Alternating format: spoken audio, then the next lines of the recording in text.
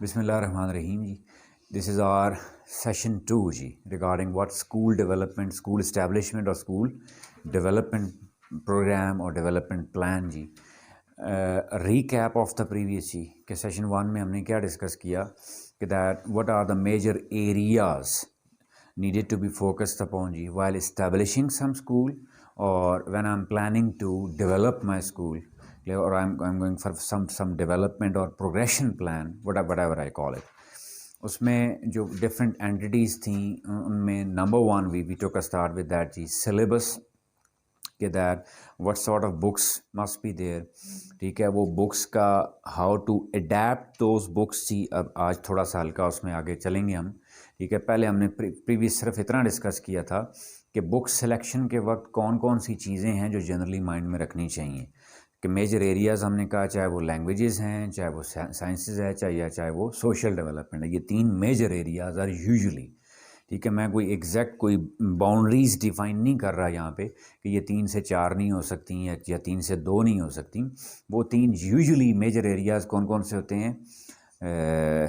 That language development, clear. और language का भी कहा, अगर कुछ सपोज मैं लैंग्वेज से मुराद ये नहीं कि बच्चे को इंग्लिश सिखानी है। अब अगर कहें जी बच्चा ऑलरेडी इंग्लिश है, ठीक है, वो बाय बर्थ नेटिव स्पीकर है, तो उसके लिए वो लैंग्वेज क्या है? वो language leads to what? Culture. Language leads to what चीज? The development of aptitude. कि लैंग्वेजेस के थ्रू हमने एक एप्टीट्यूड, कल्चर, बिहेवियर, वो चीज़ें डेवलप करनी होती हैं। फिर हमने क्या कहा, दूसरे क्या मेजर कंसर्न्स अब क्या हैं? साइंसेस जी। ठीक है, साइंसेस में मिसाल के तौर पे अभी जो ज़्यादा है वो क्या? Robotics, artificial intelligence. कि इवन स्कूल्स का ऐसा सिलेबस डिज़ाइन हुआ है, इम्प्लीमेंट हो रहा है कि जहाँ पे सिर्फ क्या पढ़ाए जा रहे हैं? रोबोटिक्स पढ़ाए जा रहे हैं। गॉट माई पॉइंट जी। Then we talked about what चीज? सोशल डेवलपमेंट बहुत बड़ा एक मेजर कंसर्न है, चाहे उसको सोशल कहें या सोशियो रिलीजियस कहें या सोशियो ह्यूमन कहें। वो उसके लिए मैंने बुक कौन सी सिलेक्ट करनी है, ठीक है, और वो बुक क्यों सिलेक्ट की जा रही है, उसके ऑब्जेक्टिव क्या हैं। आज उसी में सिलेबस के ही कॉन्टीन्यूटी में नेक्स्ट जो इम्पोर्टेंट पॉइंट है वो क्या है? दैट इज़ व्हाट जी? Text book adaptation.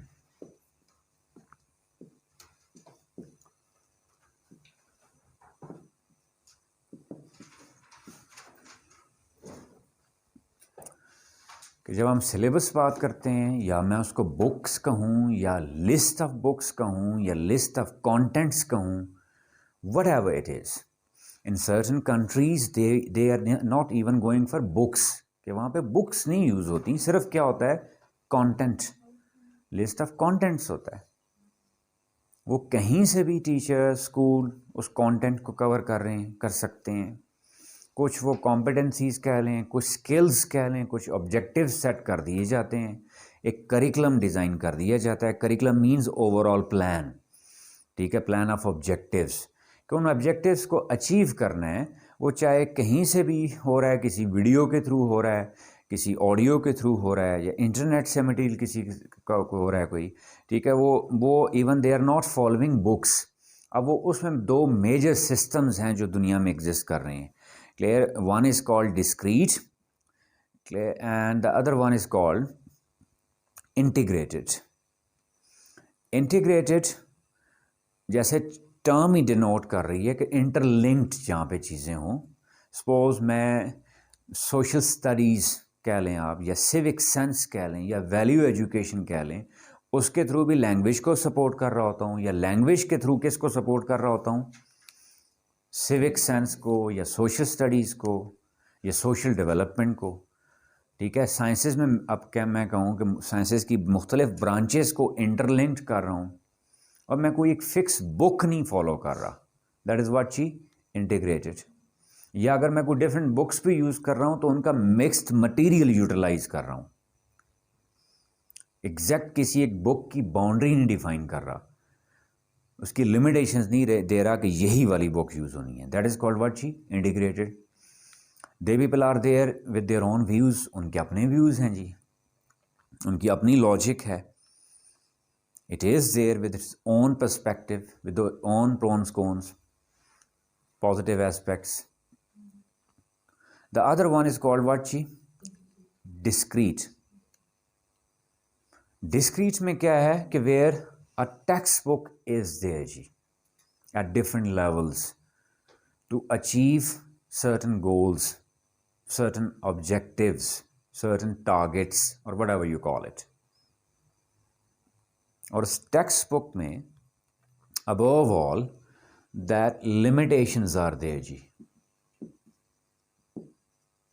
अब वो limitations आप कह लें regarding above all content, that what content should be delivered at what level और for what level। यानी साइंस का कोई कॉन्सेप्ट है, if I'm referring to some cell, the concept of cell or animal cell or plant cell, अब वो grade 4th में भी exist कर रहा होता है, ठीक है, वो मैट्रिक में भी आ सकता है, वो कॉलेज लेवल में भी आ सकता है, लेकिन हर एक लेवल की अपनी कुछ एक लिमिटेशंस है ना। क्या मैं वो इंटरमीडिएट लेवल का उसका वो जो इन्फॉर्मेशन है वो मैं ग्रेड 4th की बुक्स में डाल सकता हूँ या मुझे डालनी चाहिए, या वो बच्चों के लिए ग्रेड 4th के बच्चों के लिए डाइजेस्टेबल होंगी, अंडरस्टैंडेबल होंगी? am I clear ji? And this content is always linked with what ji? Certain spiral progression ji, that it must be there in a spiral way, that starting from 0 then further extending it to ji higher level or unfolding it ji with extensions, with elaborations, with details। यानी मैंने grade 1 में कुछ चीज़ introduce करवाई है या pre schooling में कुछ चीज़ introduce करवाई है, वो आगे प्री स्कूलिंग के बाद ग्रेड 1 में मैं उसमें क्या मज़ीद एक्सटेंशंस लेके आऊँगा, क्या वो आपस में इंटरलिंक्ड हैं, उनकी कोहेरेंस या कोहेजन है, या वो बेरब्त हैं? कहीं ऐसा तो नहीं है कि प्री स्कूलिंग में सपोज मैथमेटिक्स ले लें कि प्री स्कूलिंग में मैथमेटिक्स का एक कॉन्सेप्ट जो है वो बहुत ही मैंने लोअर लेवल पे रखा। आसान मिसाल से समझाऊं कि मैंने फॉर एग्जांपल ये प्री स्कूलिंग में बच्चे को टेबल्स सिर्फ करवाए 5 तक के, और आगे बुक चॉइस में या सिलेबस चॉइस में या कंटेंट से रिलेटेड मैंने इग्नोर कर दिया इस फैक्टर को कि वो ग्रेड 1 में जाके या स्कूलिंग से जाके वो बच्चे को डायरेक्टली वो चाहिए टेबल्स कहाँ के, 10 के। डोंट यू थिंक दैट कि एक प्रॉब्लम आ जाएगी, यानी एक बहुत बड़ा गैप आ जाएगा जिसको कवर करना उस बच्चे के लिए भी प्रॉब्लम है, ग्रेड 1 के टीचर के लिए भी प्रॉब्लम है। मोस्टली टीचर्स एग्री करेंगी कि ग्रेड 1 में बहुत ज़्यादा इश्यूज आ रहे होते हैं टीचर्स को।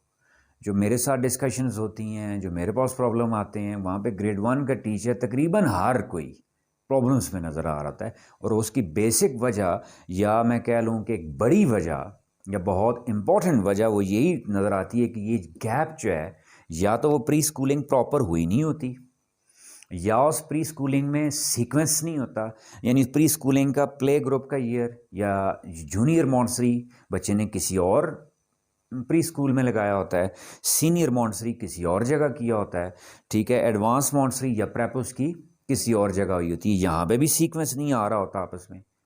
am I clear? या इस सीक्वेंस में कोई प्रॉब्लम आ रही होती है, या दूसरा क्या है कि इसके कंटेंट और यहाँ का कंटेंट मैच नहीं कर, या इस कंटेंट और ग्रेड 1 के या स्कूलिंग के कंटेंट में कोई कह लें कि कोई प्लान्ड सीक्वेंस नहीं होता, कोई गैप आ जाता है जिसको फिल करना उनके लिए पॉसिबल नहीं होता। एक मिसाल मैंने क्या दे दी कि यानी यहाँ तक क्या किया, 5 तक के टेबल हैं, डायरेक्ट में आगे जाके कौन से डिमांड कर रहा हूँ उनसे, 10 के टेबल। तो अब वो बीच में से 5 टेबल्स मिस जब हुए हुए हैं तो ग्रेड 1 की टीचर के लिए इशू बन जाता है कि वो उसको कैसे कवर करेंगे आप। am I clear? यानी उनको पिछला प्रीवियस जो वीकनेस है, प्रीवियस जो लोड है उसको भी करवाना है, और जो उनकी करंट डिमांड है उसको भी अचीव करना है, जो प्रीवियस लॉस हुआ है उसका उसका मेकअप करना है, ठीक है। और जो करंट ऑब्जेक्टिव्स को सेटल्ड हैं स्कूल पॉलिसी में, सिलेबस में, करिकुलम में, उनको भी मीट करना है। तो 2 टास्क जब एट अ टाइम मिल जाते हैं तो उनको केटर करना पॉसिबल नहीं रहता। अमा क्लियर जी।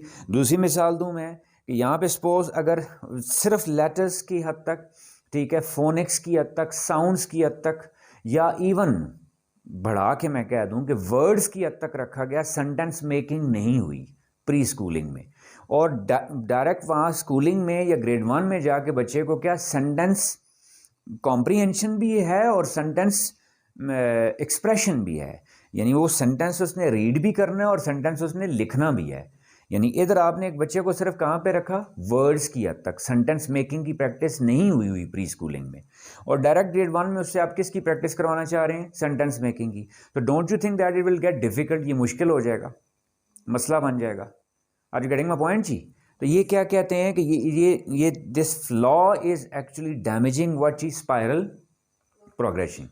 क्या मतलब, अब इसको वापस जैसे हमने एक्सपेंड किया था, जैसे हमने इसको अनफोल्ड किया था, वापस इसको फोल्ड करें आप, ठीक है। हमने क्या कहा था कि सिलेबस में क्या है जी, ये टेक्स्ट बुक में क्या है, लिमिटेशंस हैं। लिमिटेशंस में हमने पहली चीज़ क्या डिस्कस की, कंटेंट की, ठीक है। फिर कंटेंट में हमने क्या कहा, कौन सा एलिमेंट है जो सबसे ज़्यादा इंपॉर्टेंट होता है कि वो स्पाइरल हो, ठीक है। अब देखें मैं एक एलिमेंट ले रहा हूँ ना स्पाइरल, दूसरा आप उसका क्या लेना कि उसकी क्वालिटी या उसकी कुछ स्टैंडर्डाइजेशन,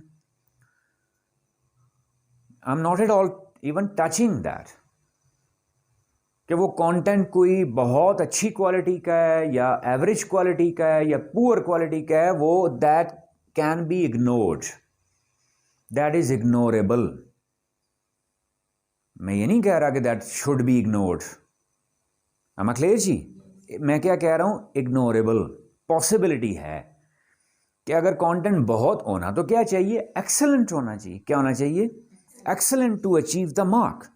फर्ज करें अगर वो एक्सेलेंट नहीं भी है, पुअर क्वालिटी का है, लेकिन उसमें ये वाला एलिमेंट स्पाइरल प्रोग्रेशन वाला स्ट्रॉन्ग है, तो ये वाली वीकनेस कवर हो जाएगी।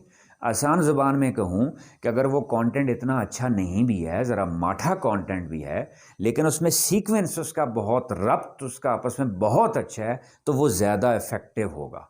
दूसरी तरफ आपने कंटेंट बहुत अच्छा रख दिया लेकिन उसमें आपस में सीक्वेंस नहीं है, स्पाइरल प्रोग्रेशन नहीं है, वो बच्चा ऑटोमेटिकली प्री स्कूल से ईजिली मूव नहीं हो रहा स्कूल में, ग्रेड 1 से ईजिली शिफ्ट नहीं हो रहा ग्रेड 2 में, 2 से ईजिली शिफ्ट नहीं हो रहा 3 में, कॉन्सेप्ट बिल्डिंग उसकी वो स्टेप वाइज नहीं हो रही, तो फिर आप कंटेंट जितना मर्जी अच्छा क्यों ना रख लें उसका कोई फ़ायदा नहीं है, it will go in waste. वो क्या हो जाएगा, यानी बुक आपने बहुत अच्छी रख ली, उसका मटेरियल क्या है, कंटेंट उसका क्या है, बहुत अच्छा है, लेकिन स्पाइरल प्रोग्रेशन उसकी नहीं है, सीक्वेंसिंग उसकी अच्छी नहीं है। एम आई क्लियर जी, गेटिंग माय पॉइंट। इसी वजह से अब जो स्टैंडर्डाइज स्कूल्स हैं वहाँ पे इवन स्कूल्स में ग्रेड 2 में डायरेक्ट में कहूँ, 3 में, 4 में कहूँ, एडमिशन्स नहीं लिए जाते कि वो अपने ही प्री स्कूल के प्रिपेयर, और ये होना भी चाहिए, मैं भी इसी पॉइंट का हूँ, इसी जहन का हूँ कि भाई अपने ही स्कूल के बच्चे प्रिपेयर, वो प्री स्कूल के जो उन्होंने प्रिपेयर किए हुए हैं उन्हीं को ही कहाँ प्रमोट करते हैं, वो स्कूल में,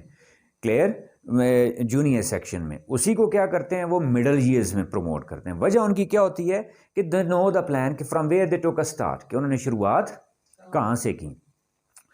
अब जनरली आप कहें जी कि इस प्री स्कूल के लेवल में कुछ स्टैंडर्ड सेट हैं जो चेक किए जाते हैं, जिसको आप एडमिशन टेस्ट भी आप कह रहे होते हो कि यार स्कूल एक एडमिशन टेस्ट लेता है कि बच्चा किसी दूसरे स्कूल से भी शिफ्ट हुआ है, लेकिन मैं कहूँ क्या वो स्टैंडर्ड्स भी सारे वेल सेटल्ड हैं, ठीक है, क्या वो सारे सेम प्रिवेल कर रहे हैं या एक्चुअली ट्रू स्पिरिट में इंप्लीमेंट हो रहे हैं, उनकी श्योरिटी मुझे कहाँ से मिलेगी। Are you getting my point. मैं कह रहा हूँ कि अगर सिलेबस की इसकी स्पाइरल प्रोग्रेशन नहीं भी है, अगर जो कॉम्पिटेंसीज हैं या स्किल्स हैं उनकी स्पाइरल प्रोग्रेशन है, यानी यहाँ मिसाल के तौर पे बच्चे की क्या स्किल डेवलप करनी थी, पहले क्या है लेटर, फिर क्या है वर्ड, फिर मैंने क्या कहा सेंटेंस फॉर्मेशन। अगर सेंटेंस फॉर्मेशन यहाँ पे हुई है तो आगे उसी में वैरायटी में ला सकता हूँ, लेकिन मैं कहूँ कि यहाँ मुझे डाउट है कि क्या ये यहाँ इसी सीक्वेंस से वो कॉम्पिटेंसीज भी डेवलप की गई हैं, नहीं की गई हैं, उन स्किल्स को भी उसी सीक्वेंस के साथ बिल्डअप किया गया है या नहीं किया गया।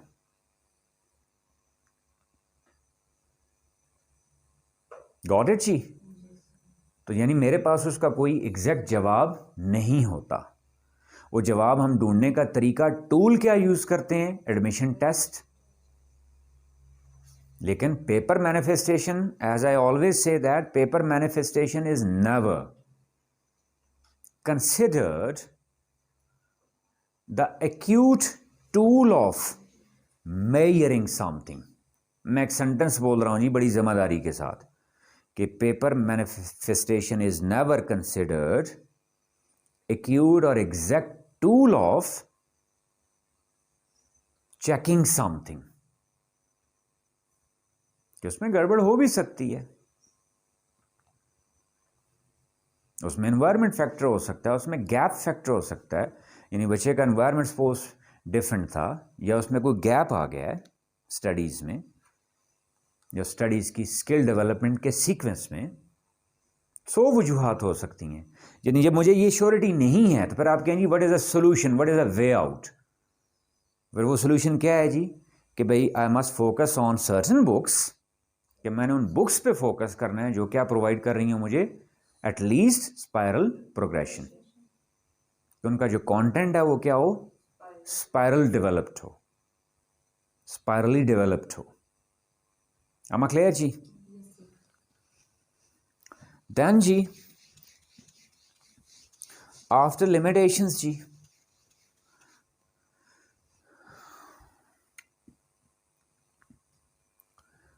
there comes what ji,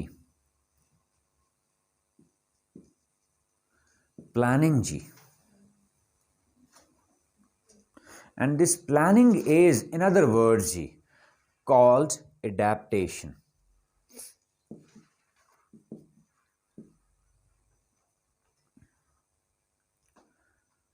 simple words में कहूँ जी कि बुक्स में सपोज यूनिट्स हैं 20,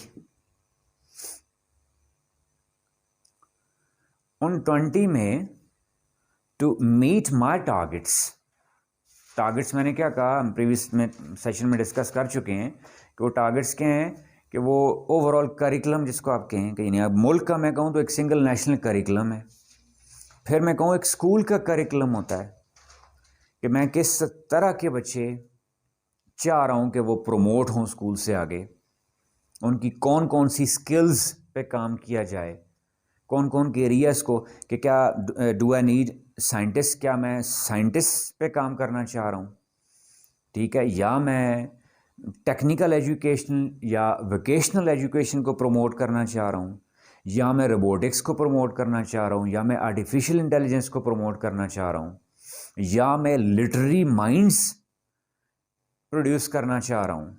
यानी मैं अपने स्कूल के करिकुलम में फोकस ही ज़्यादा किसको कर रहा हूँ, लिटरेचर को। क्लियर, ये करिकुलम होता है इंडिविजुअल एक स्कूल का, ठीक है, या मैं कुछ सोशल एक्टिविस्ट प्रोड्यूस करना चाह रहा हूँ, या मैं एग्जेक्टिव ऑफिसर्स प्रोड्यूस करना चाह रहा हूँ। am I clear जी?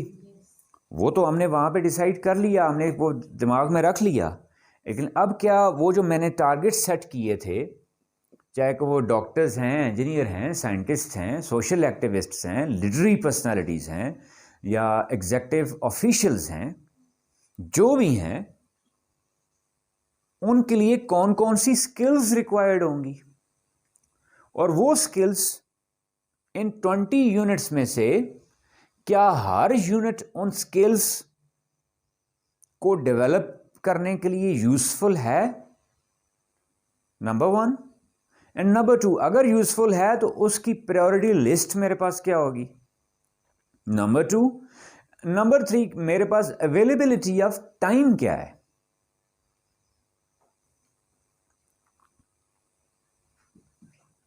मैं सेगमेंट्स में उसको फिर क्या डायसेक्ट करता जा रहा हूं जी। नंबर 1 जी कि मैंने कहा फॉर एग्जांपल 20 यूनिट्स हैं, तो out of 20 how many are useful and for what skill. कि यूनिट 1 है, उसको मैंने यूटिलाइज करना है किन स्किल्स पे काम करने के लिए। इसके साथ आगे क्या अटैच कर दूंगा मैं, स्किल्स। और वो स्किल्स फिर उसको रिवर्स करूं तो किसके थ्रू होगा, कंटेंट के थ्रू। क्या यूनिट 1 का जो कंटेंट है वो उस स्पेसिफिक स्किल पे काम करने के लिए सूटेबल है? Are you getting my point जी? फॉर एग्जाम्पल जी, लैंग्वेज मिसाल लिख लूं कि आपका उसका यूनिट 1 जो है वो लिटरी सेंस को डेवलप करने के लिए है, और मैं क्या करना चाह रहा हूं, ग्रामर या लैंग्वेज डेवलपमेंट या 4 स्किल्स बच्चे की डेवलप करना चाह रहा हूं। Are you getting my point जी? बारीक नुक्ता है ये, very important, being a humble student of this field जी, दिस डिपार्टमेंट जी, what I learn from my teachers जी, कि भाई मैंने टेक्स्ट बुक एडेप्टेशन में पॉइंट क्या डिस्कस कर रहा हूं, प्लान कर रहा हूं। अब उस बुक को मैंने बुक सेलेक्ट कर ली, अब क्या प्लान कर रहा हूं उसको, कि प्लान करते वक्त मैंने पहला एलिमेंट क्या देखना है, यूजफुल। तो यहां यूजफुलनेस से क्या मुराद है, क्वेश्चन उठ सकता है कि जी क्या बुक्स में भी कोई चीज ऐसी है जो यूजलेस हो? नॉट एट ऑल, मैं ऐसा कभी भी नहीं कह रहा। मैं कतहन ये नहीं कह रहा कि बुक में कोई चीज यूजलेस है या यूजफुल नहीं है, नॉट एट ऑल। मैं उसको लिंक कर रहा हूं कि भाई मैंने अपना एक टारगेट सेट किया था, एक करिकुलम सेट किया था कि स्कूल में किस तरह के माइंड्स प्रोड्यूस करने हैं, वो एक टारगेट लिस्ट है, उसकी मैंने कुछ एक मिसाल दे दी। और ये बार बार रिपीट करके इसलिए बता रहा हूं, ये बहुत इंपॉर्टेंट है चीज़ें, कि टारगेट सेटल्ड होने चाहिए पहले। अगर वो नहीं है तो school can never function properly, it cantt be called proper schooling और एडिक्वेट स्कूलिंग। क्या कहा मैंने, क्या मैं कोई रिलीजियस माइंड्स प्रोड्यूस करना चाह रहा हूं, क्या मैं कोई स्कॉलरली माइंड प्रोड्यूस करना चाह रहा हूं, क्या मैं कोई लिटरेरी पर्सनैलिटीज प्रोड्यूस करना चाह रहा हूं, साइंटिफिक माइंड्स या रिसर्चर्स, ठीक है, या कोई एग्जेक्टिव ऑफिशियल्स, और वट एवर इट इज। ये बहुत बड़ी लिस्ट एक हो सकती है। उसके लिए मैंने क्या कहा कि इन सारों को अचीव करने के लिए किस पे काम करना पड़ेगा, स्किल्स पे, ठीक है। वो स्किल्स फिर किसके थ्रू होंगी, सर्टेन कंटेंट के। अब इसको कहें, हमने जो मैं पहले डिस्कस किया, अब इंटीग्रेटेड में वहां पे कंटेंट बाउंड नहीं है, हम वहां पे कंटेंट बाउंड नहीं है, वहां पे टीचर स्कूल कहीं से भी कंटेंट उठा के जो मैच करेगा उस स्किल को यूटिलाइज कर सकता है, but that needs expertise, that is very risky. उसके लिए बहुत एक मश्क चाहिए, बहुत स्किल्ड लोग चाहिए। Are you getting my point? Is that clear? कि वो इतने स्किल्ड लोग हों कि अगर मैं उनको कोई कंटेंट नहीं भी प्रोवाइड कर रहा तो वो खुद कंटेंट जनरेट भी कर लेंगे और वो खुद कंटेंट को यूटिलाइज भी कर लेंगे। तो क्या मैं इतना कॉन्फिडेंट हो जाऊं कि मेरे पास इंडिविजुअल्स ऐसे हैं कि जो इतने स्किल्ड हैं सारे, ठीक है, इतने एक्सपीरियंस्ड हैं, ठीक है, इतने वेल अवेयर हैं उस टास्क के बारे में कि वो खुद कंटेंट जनरेट कर सकें? नहीं। तो उसके लिए फिर क्या कि या एक बात, या दूसरा यह कि उनका बर्डन लेस करने के लिए उनको एक ऑटोमेटेड या जनरेटेड कंटेंट जो है या प्रिपेयर्ड कंटेंट प्रोवाइड कर दिया जाए, क्लियर, जिसके थ्रू स्किल्स पे काम करेंगे। अब मैं जब उसको चेक करूंगा, बीइंग अ स्कूल मैनेजर और एजुकेशनल लीडर, तो मैंने फिर उसकी यूजफुलनेस कैसे चेक करनी है कि स्किल्स के अकॉर्डिंगली कंटेंट भी है या नहीं है। और मिसाल मैंने दी कि कंटेंट वहां पड़ा हुआ है कौन सी सेंस पे या स्किल पे काम करने के लिए, लिटरेरी सेंस पे या लिटरेरी किसी स्किल को इंप्रूव करने के लिए। और मैं गलती से क्या कोशिश कर रहा हूं वहां पे, ग्रामर डेवलप करने के लिए या लैंग्वेज डेवलपमेंट के लिए। गॉट द पॉइंट जी? So don't you think that I would fail कि मेरा वो कंटेंट मैच नहीं हो रहा। जिस स्किल पे मैं काम करना चाह रहा हूँ, मैं इस सेंस में उसको यूजफुल कह रहा हूँ। अब फिर एक प्रायोरिटी लिस्ट बन जाएगी। अब मैंने क्या कहा, स्किल मैंने कौन सी करनी है, किस पे काम करना चाह रहा हूँ मैं, ग्रामर पे या लैंग्वेज पे। तो हो सकता है वो यूनिट 1 में ना हो, किस में हो, यूनिट 2 में हो, किस में, यूनिट 3 में हो। तो फिर मेरी एक वो लिस्ट बन जाएगी कि भाई यूनिट 1 से मैंने कौन सी स्किल्स किस कंटेंट के थ्रू डेवलप करनी है, यूनिट 2 के साथ कौन सी स्किल्स लिंक करनी है, यूनिट 3 के साथ कौन सी स्किल्स लिंक करनी है। Are you all getting my point?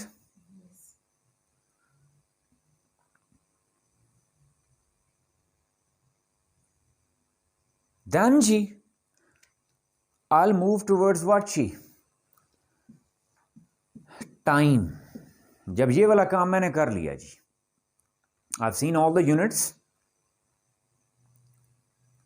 got it ji, contents of the units, which skill to be linked with what content, this is all done जी, हो गया। अब मैं किस पे आऊंगा, टाइम पे जी। इन दैट टाइम जी further I will go for two things जी, time required and time available. क्या मतलब जी, कि यूनिट 1 के लिए कितना टाइम रिक्वायर्ड है जी। यूनिट 1 में मैंने कौन कौन सी स्किल्स, कौन कौन सी कॉम्पिटेंसीज, कोई भी नाम दे दें आप उसको, जो जो टारगेट्स आसान जुबान में, जो जो सेट गोल्स, जो जो ऑब्जेक्टिव्स अचीव करना चाह रहा हूं, वो करने के लिए कितने लेसन्स चाहिए होंगे। क्लियर जी?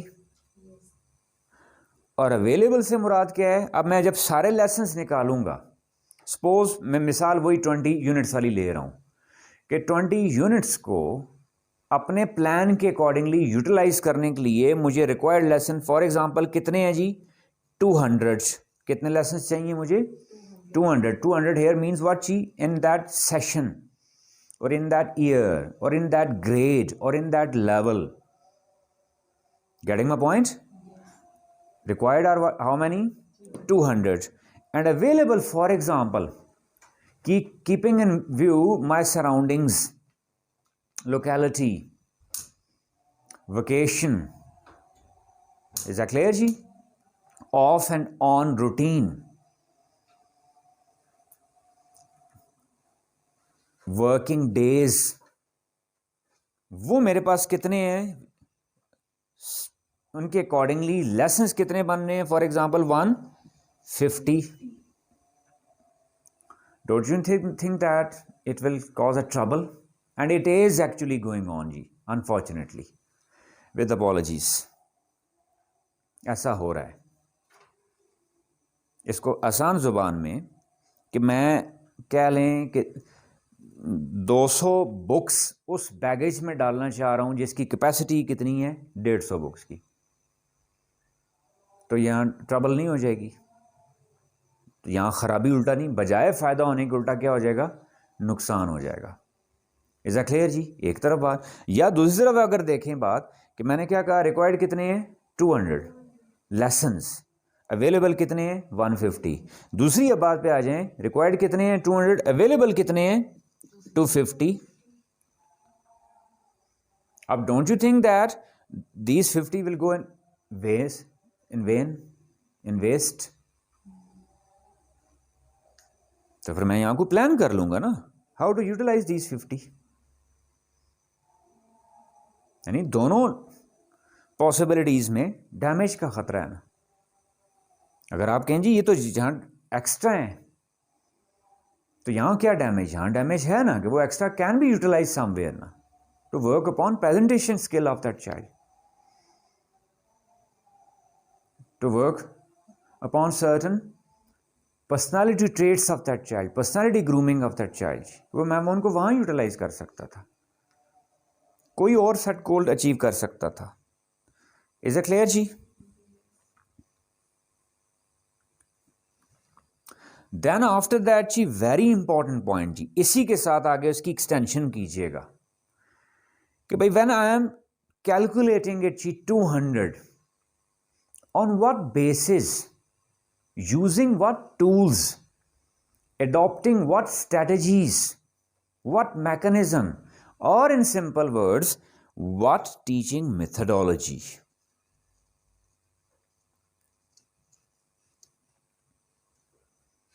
कि मैंने अगर 200 भी निकाले तो किस पैरामीटर पे निकाले, किस स्टैंडर्ड पे निकाले, कौन सा टूल यूज करते हुए निकाले, किस मैकेनिज्म के तहत निकाले.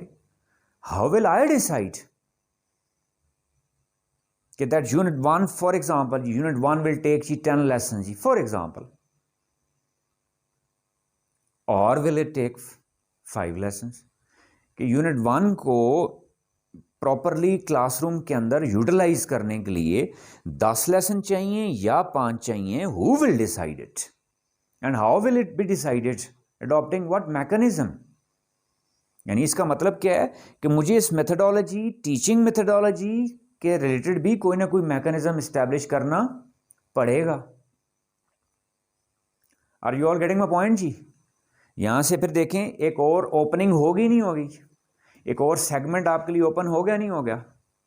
कि इसका मतलब क्या है कि ये सब भी डिसाइड करने से पहले मुझे क्या डिसाइड करनी पड़ेगी, मेथडोलॉजी. और मैंने ये सारे, अब इनको फिर मैं क्या कह रहा हूं, जैसे हम अनफोल्ड करते हैं वापस फोल्ड भी किया करें. कि मैंने ये सारे स्टेप्स फॉलो किए नहीं और डायरेक्टली मैंने क्या कर ली, टेक्स्ट बुक चुन ली. प्रॉब्लम्स आएंगी नहीं आएंगी बाद में, इश्यूज होंगे नहीं होंगे. फिर वही वाला सवाल जो मेरे ऊपर एतराज़ किया जाता है कि 12 साल कंपलसरी इंग्लिश पढ़ने के बाद, ठीक है, 12 साल कंपलसरी उर्दू पढ़ने के बाद वो बच्चा 2-4 लफ्ज़ खुद क्यों नहीं लिख सकता, क्यों नहीं बोल पाता. वजूहात ये हो रही होती हैं. इज़ दैट क्लियर जी. अब जी जब ये स्टेप्स ले लिए मैंने, देख लिए, clear, then I will go for what जी, इसी से एक्सटेंड कर दें इस चीज़ का कि that I will go for what next third thing जी. What is that?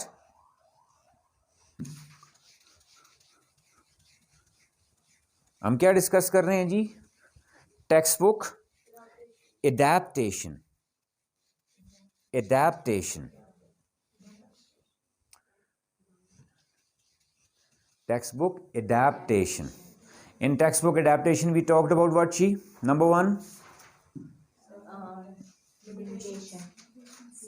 limitations जी, clear. Then we move towards what जी, number 2 planning ji, clear. And in planning we call what जी, planning itself is actually called what जी, adaptation. It is called what, adaptation. In adaptation we talked about what जी, number 1 कि पहले कौन सी चीज़ decide करेंगे हम. Kindly जी, humble request जी, the way I am actually going for main points and sub points, go for it exactly, otherwise you will mix up everything. मैंने इस बार जानबूझ के बार बार एक लफ्ज़ इस्तेमाल कर रहा था कि I am unfolding and I am folding. तो आपने वही पैटर्न फॉलो करना है please, humble request. Got it जी. तो प्लानिंग के फेज़ में हमने 2 चीज़ें डिस्कस की थी जी, कि वो क्या यूज़फुल है या नहीं है. फिर दूसरा क्या है उसका, टाइम, क्या डिसाइड किया, टाइम. और अब तीसरी बात क्या कर रहा हूं कि अब मैं जाऊंगा किस चीज़ पे, सिलेक्शन पे. थर्ड थिंग इज व्हाट जी, सिलेक्शन. हम्बल रिक्वेस्ट जी, फॉलो दैट सीक्वेंस. कि आपका वो मेन पॉइंट क्या है, सब पॉइंट क्या है, फिर सीक्वेंस क्या है, उसको उसी सीक्वेंस में रखिएगा. इज दैट क्लियर जी. वरना फिर वही वाली बात है कि फ़ायदा होने के बजाय क्या कबाड़ा हो जाएगा.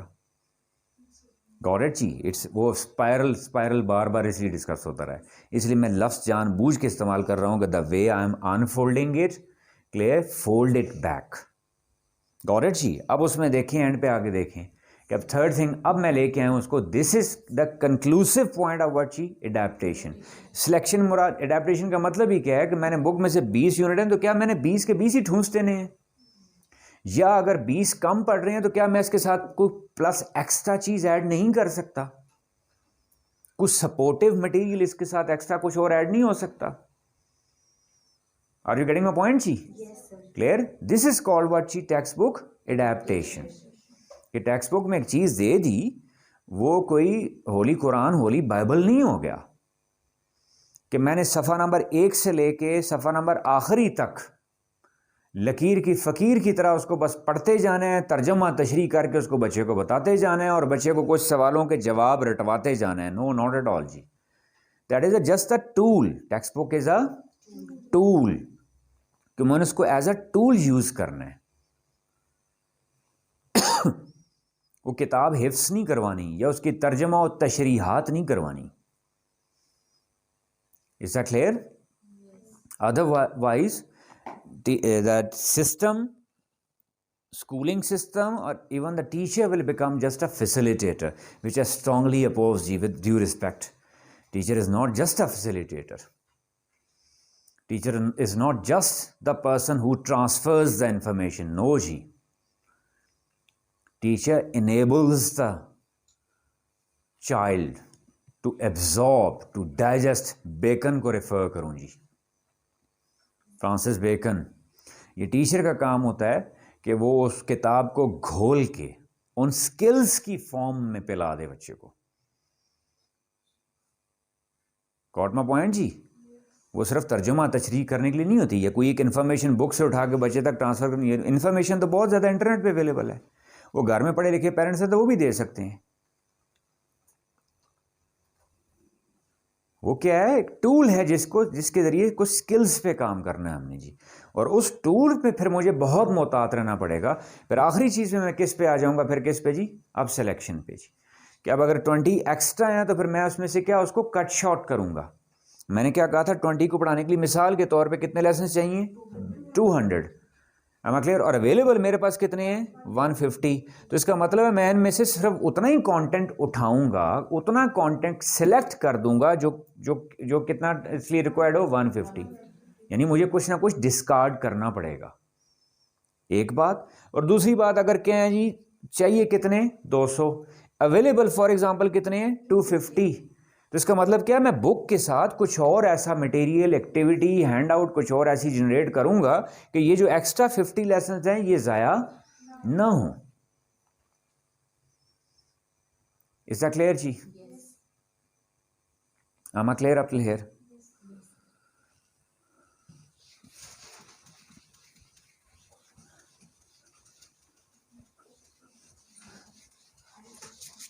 जब ये काम हो गया जी, क्लियर? दिस इज व्हाट जी? सिलेबस। हमने क्या कहा? स्कूल इस्टेब्लिशमेंट प्लान में या स्कूल डेवलपमेंट प्लान में कि मेजर रोल किसका होता है? सिलेबस का जी। अब इसके बाद आ जाए जी अगला नंबर 2 जी। मैं फिर कह रहा हूं कि ये नंबर 1 नंबर 2 को कुरानिक वर्ड्स को होली बाइबल नहीं है। ये डिफरेंट बुक्स में डिफरेंट एजुकेशनिस्ट के यहाँ मेरे जैसे एक हम्बल स्टूडेंट को डिफरेंट फॉर्म्स में मिलते हैं।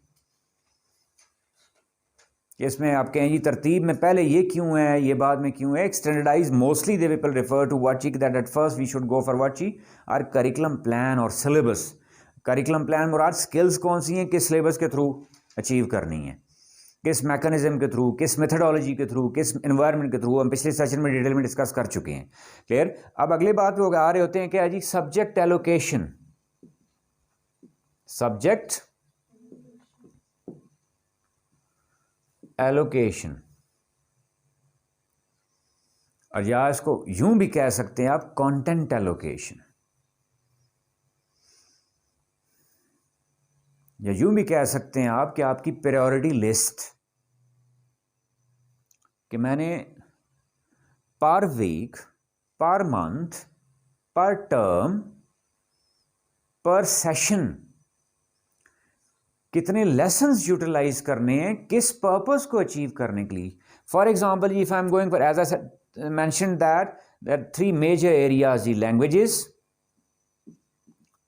साइंसेस, इनके पीछे स्किल्स क्या हैं? लॉजिकल एप्टीट्यूड है, एप्टीट्यूड ऑफ रिसर्चर है। मैं वो बात नहीं कर रहा, मैं सब्जेक्ट जो एग्जिस्ट करने हैं उनको कैटेगराइज करने की बात कर रहा हूं। एंड थर्ड वन व्हाट जी? सोशल जी, या सोशियो रिलीजियस। यही 3 मेन एरियाज है ना। am I clear जी?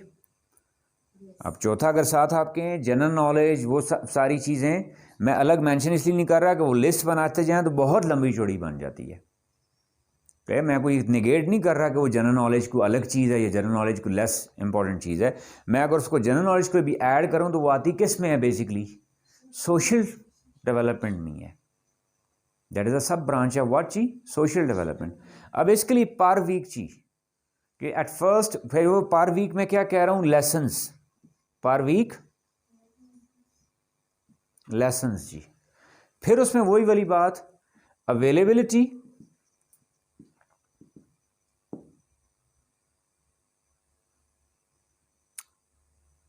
कि मेरे स्कूल सेट प्लान में जी हाउ मैनी आर देयर जी? अकॉर्डिंग टू रिसर्चर्स जी that average 20 to 24 hours must be there per week. 20 to 24 hours. Keeping in view the capacity to concentrate or the capacity of concentration level. Concentration level जी 20 to 24 lessons must be there per week available for schooling or to work upon skills or for grooming of a child. उसको education के लिए कह लें, schooling के लिए कह लें, पढ़ाई के लिए कह लें, तालीम के लिए कह लें। ठीक है, कितने होने चाहिए? 20 to 24 एवरेज जो कैलकुलेशंस हैं, यानी बच्चे का एक माइंड जो है, यानी उसको बच्चे से मुराद आप कहें जी किस एज ग्रुप का बच्चा, मैं क्या कह रहा हूं? एवरेज का वर्ड इस्तेमाल कर रहा हूं मैं।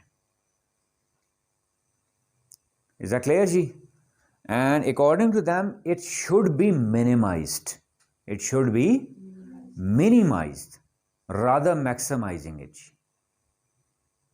कई मानी मैं 20-24 से मुराद ये कोई कुरान के हर्फ नहीं हो गए कि आप कहें जी 25 हो गए हैं तो गुनाह कबीरा हो जाएगा, या 18 इसके 20 के बजाय 18 हो गए हैं तो कोई जुर्म सरजद हो जाएगा। नहीं, उनकी कुल कैलकुलेशंस हैं on the basis of their research.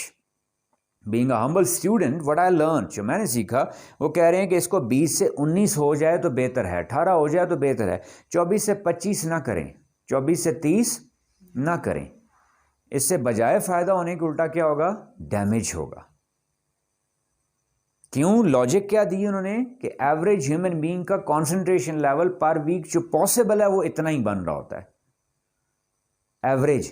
अब आप कहें जी कोई है वो तो 24 से आप कह लें कि 224 घंटों पे भी जा सकता है, तो वो महान अजीम है जी। He must be some intellectual, he must be some genius। लेकिन हमने जब भी अपनी प्लानिंग करनी होती है we have to keep in our mind everybody. तो उसमें मुख्तलिफ बच्चे, मैंने कहा कि आप इवन प्री स्कूलिंग में भी है, तो प्री स्कूलिंग से पहले 3 साल पहले वो बच्चा कहीं लगा के आ चुका है किसी पे, किसी घर में, किसी माहौल में, एनवायरनमेंट में, वहाँ किसी का कॉन्सेंट्रेशन लेवल बहुत ज़्यादा, फॉर एग्जाम्पल जो जॉइंट फैमिली सिस्टम है वहाँ concentration level it is observed. Clear? इसको किसी और नेगेटिव सेंस में नहीं लेके जाना कि I am not against joint family system, कि वो कह रहे हैं ऑब्जर्व किया गया है कि जॉइंट फैमिली सिस्टम में बच्चों का कॉन्सेंट्रेशन लेवल क्या होता है? मिनिमम होता है। बिस्मिल्लाहिर्रहमानिर्रहीम जी। Yesterday we were going for Watchi session 2, but due to certain technical issue, technical problem regarding video or something, we had to stop it there ji. I'm carrying it on from the same.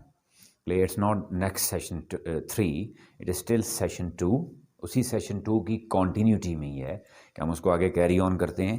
कि previous short recap कि हमने session 1 में किसकी? School management.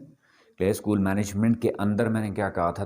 To main fields हैं कि establishment of some new school, clear, और development of some already existing school, कि मैंने नया स्कूल बनाना है या मैं ऑलरेडी स्कूल है उसको कैसे इम्प्रूव करूं, उसके लिए क्या क्या मेजर्स लेनी है, उसके लिए क्या क्या टूल्स, मैं टूल्स का लफ्ज़ बार बार इस्तेमाल कर रहा हूं, इसको आपने ध्यान में रखना है कि these are all considered tools, clear, to establish और इम्प्रूव और डेवलप ग्रूम सम स्कूल जी।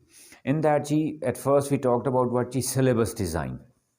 ठीक है, अब उस सिलेबस डिज़ाइन कह लें, उसको करिकुलम कह लें, पॉलिसी कह लें, नॉर्म्स कह लें, कल्चर ऑफ द इंस्टीट्यूट और ऑर्गेनाइजेशन कह लें, ठीक है, इन्वायरमेंट कह लें, तो उसमें सबसे इंपॉर्टेंट चीज़ का हमने क्या कहा था कि choice of books, choice of content जी। क्लियर, यानी बुक्स तो हमने एक नाम रखा उसका टेक्स्ट बुक का, जिसमें हमने डिस्कस किया था कि भाई इंटीग्रेटेड सिस्टम में तो बुक्स की भी ज़रूरत नहीं होती, वहाँ पे कंटेंट दे दिया जाता है, उस कंटेंट को मल्टीपल बुक्स के थ्रू या मल्टीपल रिसोर्सेज के थ्रू भी डिलीवर किया जा सकता है। लेकिन यूजुअली जो एग्जिस्ट करता है वो और जो ज़्यादा जिसको अप्रिशिएट किया जाता है या जिसको ज़्यादा स्ट्रॉन्ग समझा जाता है वो कौन सा है जी? आपका डिस्क्रीट सिस्टम। डिस्क्रीट में कौन सा? जिसमें हम टेक्स्ट बुक को फॉलो कर रहे होते हैं। उस टेक्स्ट बुक्स के लिए हमने कुछ फिर पॉइंट्स डिस्कस किए थे जो प्रीवियस सेशन में आपको मिल जाएंगे। Then we move ahead of it जी, कि स्टेप 2 पे हम गए, और मैंने स्टेप्स का क्या कहा था कि स्टेप्स कोई तरतीब से मुराद ये नहीं है कि भाई ये कोई कुरानिक वर्ड्स हैं तो मैंने पहले स्टेप 1 ये फॉलो किया तो फिर step 2। Clear, it can be there all interlinked at a same time. Clear, पहले बाद में कि कोई शर्त नहीं है, लेकिन ये इंपॉर्टेंट चीज़ें हैं जो पहले क्लियर होनी चाहिए एक स्कूल को रन करने से पहले जी। In that we talked about what जी, we were talking about what जी, सब्जेक्ट एलोकेशन। हम किस पे बात कर रहे थे? सब्जेक्ट एलोकेशन जी। In subject allocation we talked about 3 major areas जी। क्लियर, मैं जब 3 मेजर कह रहा हूँ तो कतई ये मतलब नहीं है कि ये 4 मेजर एरियाज़ नहीं हो सकते या 5 नहीं हो सकते, 6 नहीं हो सकते। जनरली जो एग्जिस्ट कर रहे होते हैं, यूजुअली जो एग्जिस्ट कर रहे होते हैं, उनकी बात हो रही है। वो लैंग्वेजेस हैं, वो साइंसेस हैं, और फिर वो क्या हैं? सोशल हैं या सोशल रिलीजियस कह लें। अब उसमें कहें जनरल नॉलेज है, कोई और चीज़ है, तो वो भी उसी का ही एक पार्ट होता है। क्लियर, कि वो आप जो जनरल नॉलेज भी दिया जा रहा होता है वो basically that is to strengthen social spectrum ना। Clear, that is basically to develop that child socially strong. Clear, उसकी सोशबिलिटी को स्ट्रॉन्ग करने के लिए, उसकी एडजस्टेबिलिटी को, ताकि वो बहुत पढ़ा लिखा भी हो गया, बहुत बड़ा स्कॉलर भी बन गया, लेकिन अगर वो अपनी सोसाइटी के लिए यूज़फुल नहीं है, क्लियर, तो that is not up to the mark, जो that is not the real requirement जी। उसमें हम बात कर रहे थे क्या कि सब्जेक्ट एलोकेशन के लिए एवरेज 20 to 24 आवर्स जी। क्लियर, और उसमें क्या डिस्कस किया था हमने कि भाई वो बच्चा अगर प्री स्कूल में भी आ रहा है तो 3 साल से पहले वो किसी इन्वायरमेंट से आ रहा होता है। ठीक है, किसी इन्वायरमेंट से मुराद शॉर्टली डिस्कस कर लूँ कि जॉइंट फैमिली सिस्टम है तो वहाँ कॉन्सेंट्रेशन लेवल बच्चे की कम होती है। वजह उसकी क्या होती है? जो वो बच्चे ज़्यादा होते हैं। क्लियर, और उन बच्चों में हर एक इंडिविजुअल को अप्रोप्रिएट जो देखा गया है, देखने में आया है, मैं फिर कह रहा हूँ हर जगह ऐसा नहीं होता, जो मोस्टली देखने में आया है वो क्या है कि भाई उस बच्चों का टाइम उनको कम मिल पाता है, अटेंशन कम मिल पाती है, या उनके साथ डिस्कशन, खाना पीना, उठना बैठना इसके अलावा नहीं की जाती, जिसकी वजह से वो बच्चे अपने कंसंट्रेशन लेवल को क्या कर बैठते हैं, ख़ास तौर पे किसके मामले में? एल्डर्स के मामले में। पीएस के मामले में आप कह लें उनकी कंसंट्रेशन परफेक्ट हो सकती है। इसीलिए प्री स्कूलिंग के सिस्टम में पीयर लर्निंग को, इवन स्कूलिंग के सिस्टम में पीयर लर्निंग को, ग्रुप लर्निंग को, ग्रुप टास्क को प्रेफर किया जाता है। इसी वजह से स्टैंडर्ड मॉन्टेसरी मेथडोलॉजी को हमने क्या 10 प्रिंसिपल्स में से लास्ट प्रिंसिपल्स क्या डिस्कस किया हमने मॉन्टेसरी वाले सेगमेंट में, कि वो क्या मल्टी एज ग्रुप होने चाहिए। क्यों? कि वो पीयर में उनकी कॉन्सेंट्रेशन लेवल क्या होगी? ज़्यादा होगी। ठीक है, और एल्डर्स के साथ उनकी क्या होती है? कॉन्सेंट्रेशन लेवल क्या होती है? कम होती है। गॉट माय पॉइंट जी। इसी को आप एक और सिचुएशन में रिवर्स करें आप, तो यूं भी हो सकता है दूसरी तरफ कुछ बच्चे जो जॉइंट फैमिली में नहीं हैं, क्लियर, सेपरेट फैमिली में एग्जिस्ट कर रहे हैं, और उस बच्चे के सराउंडिंग में इतना उसके साथ इंटरेक्शन नहीं हो पा रहा, तो वहाँ पे भी ये वीकनेस पाएगी। यानी दोनों एक्सट्रीम्स पे ये प्रॉब्लम है। क्लियर, चाहे वो जॉइंट फैमिली सिस्टम है, चाहे वो क्या है separate family individual family system है, जहाँ कहीं पे भी उसके साथ टाइम स्पेंडिंग जो है वो लेस है, तो कंसंट्रेशन लेवल भी क्या है? लेस है। जहाँ पे तो उसका टाइम स्पेंडिंग या इंटरेक्शन ज़्यादा है, ठीक है, यानी इंटरेक्टिव टीचिंग में कहूँ, इंटरेक्टिव क्लासरूम कहूँ, वो एक अलग एंटिटी है, लेकिन उसके बैकग्राउंड में पीछे बच्चा किसी एक इंटरेक्टिव माहौल से भी आया होता है ना। अगर वहाँ उस घर के माहौल में भी इंटरेक्शन ज़्यादा है तो क्लासरूम इंटरेक्शन भी ऑटोमेटिकली उसका बढ़ जाएगा। क्लियर, वहाँ अगर कम है तो यहाँ पर ज़्यादा मेहनत करनी पड़ेगी उसके लिए। तो उस बेस पे रखते हुए उन्हें क्या कहा जी, कंसंट्रेशन लेवल जो है वो एवरेज कितना हो रहा होता है? वो 20 to 24, यानी कैपेसिटी कह लें वो कितनी है 20 to 24 जी। वो 24 से 30 भी हो सकती है, 24 से 124 भी हो सकती है, कोई ऐसी एग्जैक्ट बाउंड्री लाइन नहीं है।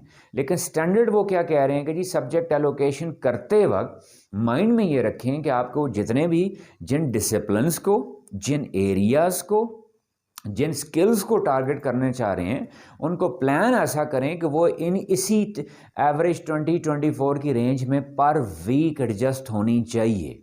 अगर वो बहुत ज़्यादा करेंगे तो हर बच्चा उसके साथ कोप नहीं कर पाएगा, बहुत कम करेंगे तो फिर भी आप कहें वो फुली वो इफ़ेक्टिव नहीं हो सकता, सारे टारगेट्स अचीव नहीं हो पाएंगे।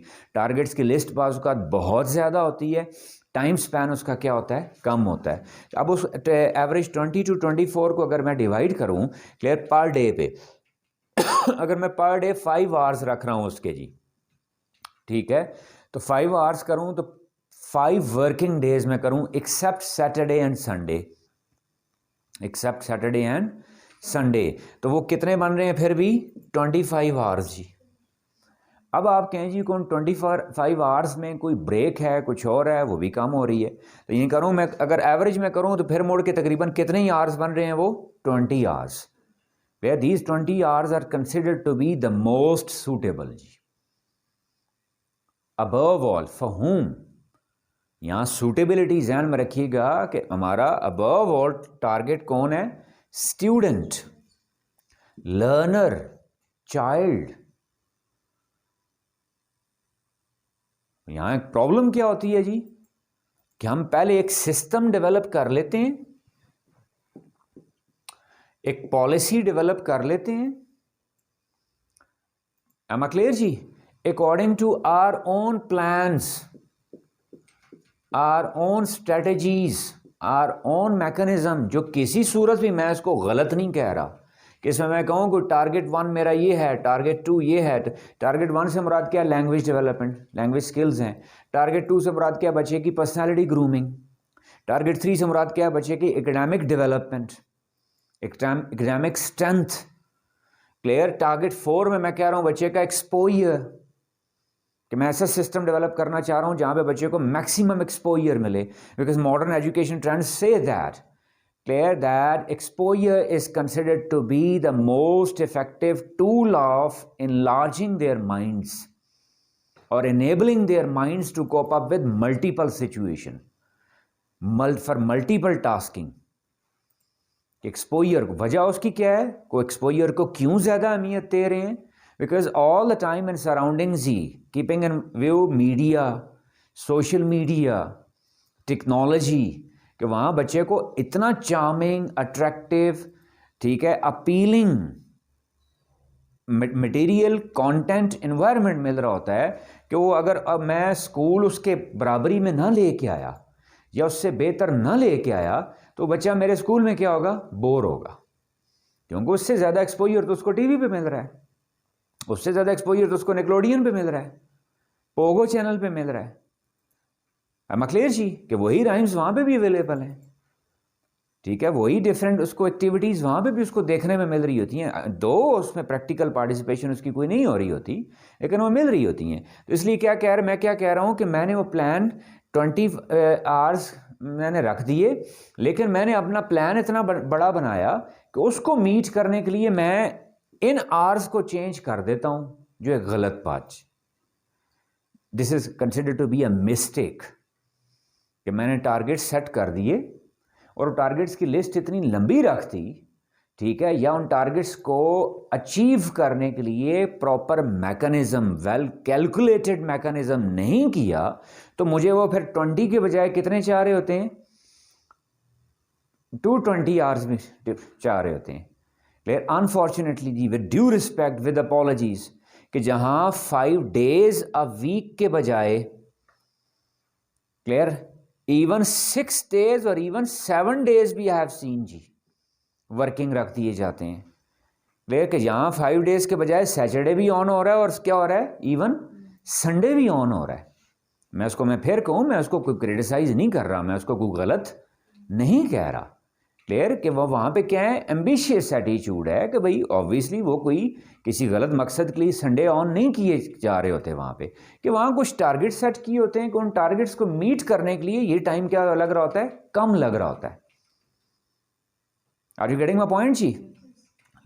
लेकिन ऑन तो कर दिया, अगली बात क्या, क्या ब्रेन, ह्यूमन माइंड,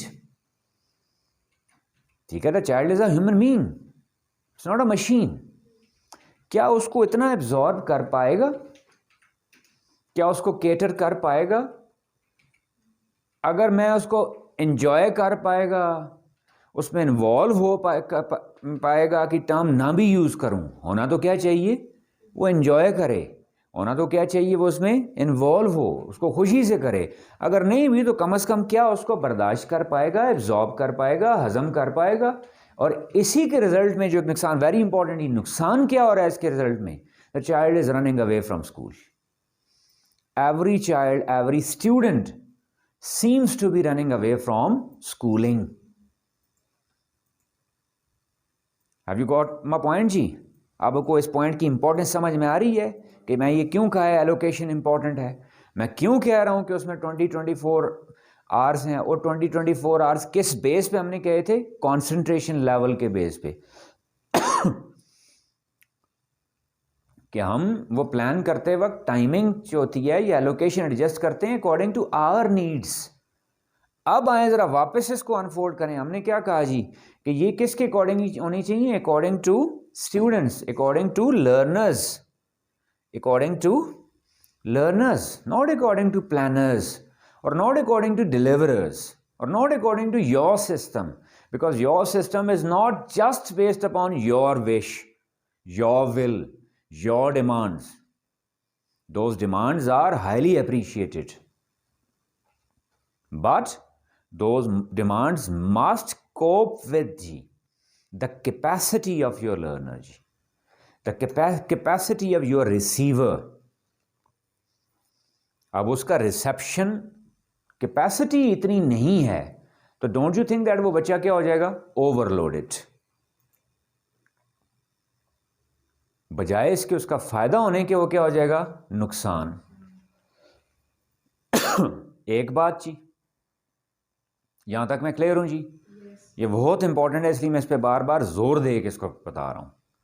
मैं फिर रिपीट कर देता हूं इसको एक दफ़ा कि मैंने वो अगर कहा इतने आवर्स या 5 डेज वर्किंग कह रहा हूं तो उसके पीछे लॉजिक क्या है कि वो बच्चे की कैपेसिटी एवरेज इतनी है, एवरेज इतनी है। जब मैं एवरेज कह रहा हूं तो इसका मतलब है इसमें से भी किसी की कैपेसिटी क्या होगी, 10 आवर्स पर वीक होगी, और किसी की कैपेसिटी क्या होगी, 50 आवर्स पर वीक होगी।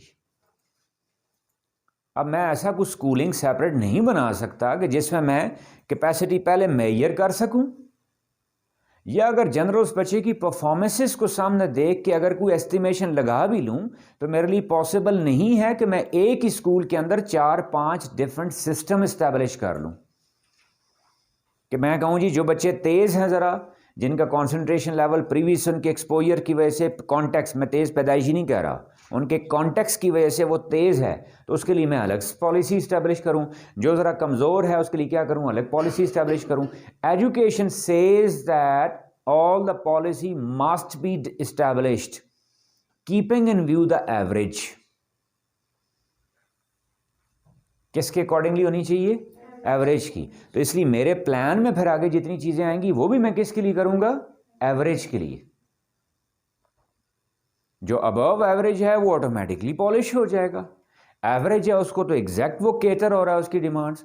जो बिलो एवरेज है उसको भी मुझे मैं साथ कोई ना कोई सपोर्टिव रोल प्ले करते हुए, जो वो सपोर्टिव रोल क्या कह रहा हूं मैं आगे हम डिस्कस करेंगे, टीचिंग मेथडोलॉजीज में खास तौर पर ध्यान में रखिएगा कि उस एवरेज को कैसे उठाना है हमने, बिलो एवरेज को, क्योंकि पॉलिसी तो एवरेज के अकॉर्डिंगली है। बिलो एवरेज को कैसे एवरेज तक लेके आना है और एवरेज को कैसे अबव एवरेज तक लेके जाना है, this is called what your system जी, this is called your strategy, this is called your mechanism जी। ये तो एक प्रॉब्लम थी। अब दूसरी देखें जी, दूसरी बहुत बड़ी प्रॉब्लम कि if I am not keeping all this in my mind, ठीक है, कि जो मैं मोस्टली आई एम अगेंस्ट जी, मैं उसको किसी सेंस में नहीं, आई एम अगेंस्ट जी सैटरडेज ऑन जी। एक मेरी हम्बल रिक्वेस्ट होती है, क्यों, उसके पीछे लॉजिक क्या है जी? एक तो क्या कहा कि एवरेज पर वीक है, कैपेसिटी इतनी है भाई, the whole world is following it. Clear, अगर पूरी दुनिया इसको फॉलो कर रही है तो वो कोई बेवकूफ़ नहीं है, इसका मतलब है वो कोई कम काम करते हैं, हम पाकिस्तानी ज़्यादा समझदार हैं। अगर ऐसी बात होती तो हमारा एजुकेशन सिस्टम उनसे ज़्यादा बेहतर होता ना।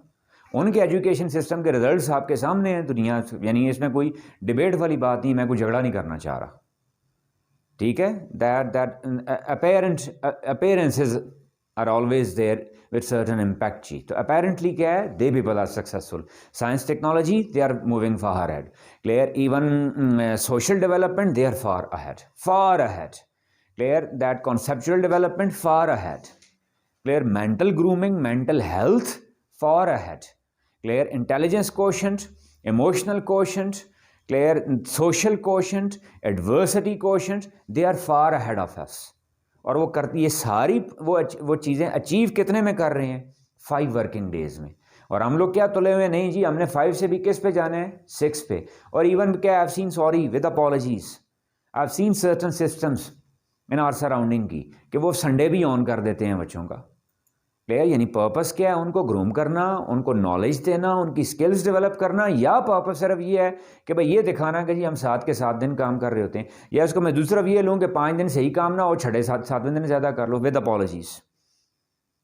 गॉट इट जी। दूसरा उसमें प्रॉब्लम क्या आ रहा है जी, second thing, for all this जी whatever I am deciding, don't you think that it needs planning. मैं इसी से देखें ये एरो खींच रहा हूँ कि ये मैं 24 आवर्स की एलोकेशन करनी है, तो इसकी मैंने कुछ ना कुछ भी प्लानिंग करनी है, नहीं करनी।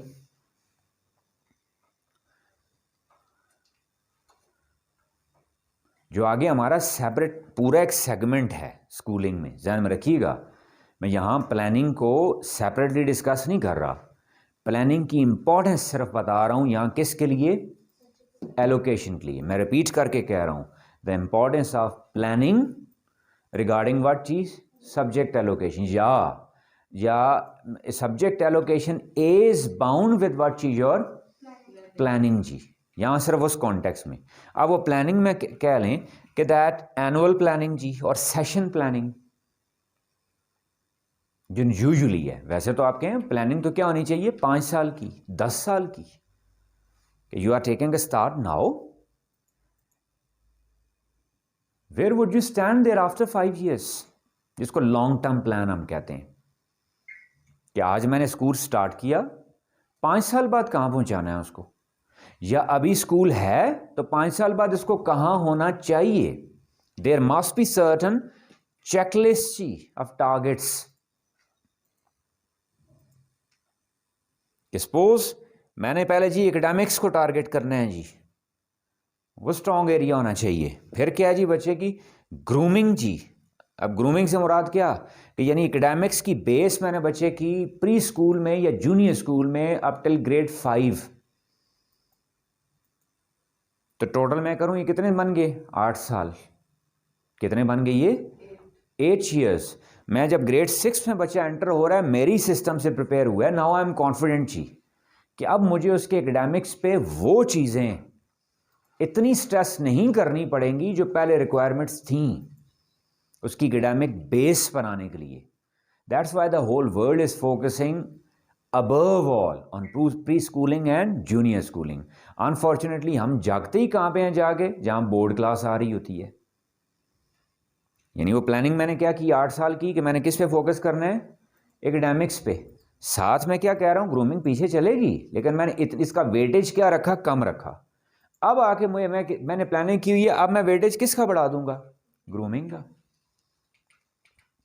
क्लियर, बच्चा भी थोड़ा मेच्योर हो जाता है, अब उसकी एक्टिविटीज़ का लेवल भी बड़ा हो जाता है, ज़रा उसकी एक्टिविटी पार्टिसिपेशन भी थोड़ी मेच्योर हो जाती है।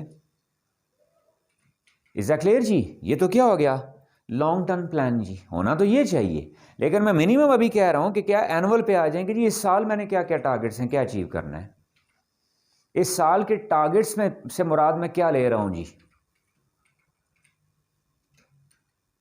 विद ऑल ड्यू रिस्पेक्ट जी, being a humble student of this department जी, टारगेट्स क्या सेट करने हैं? एडमिशन कितने होने हैं, दाखिले कितने होने हैं? No, not at all.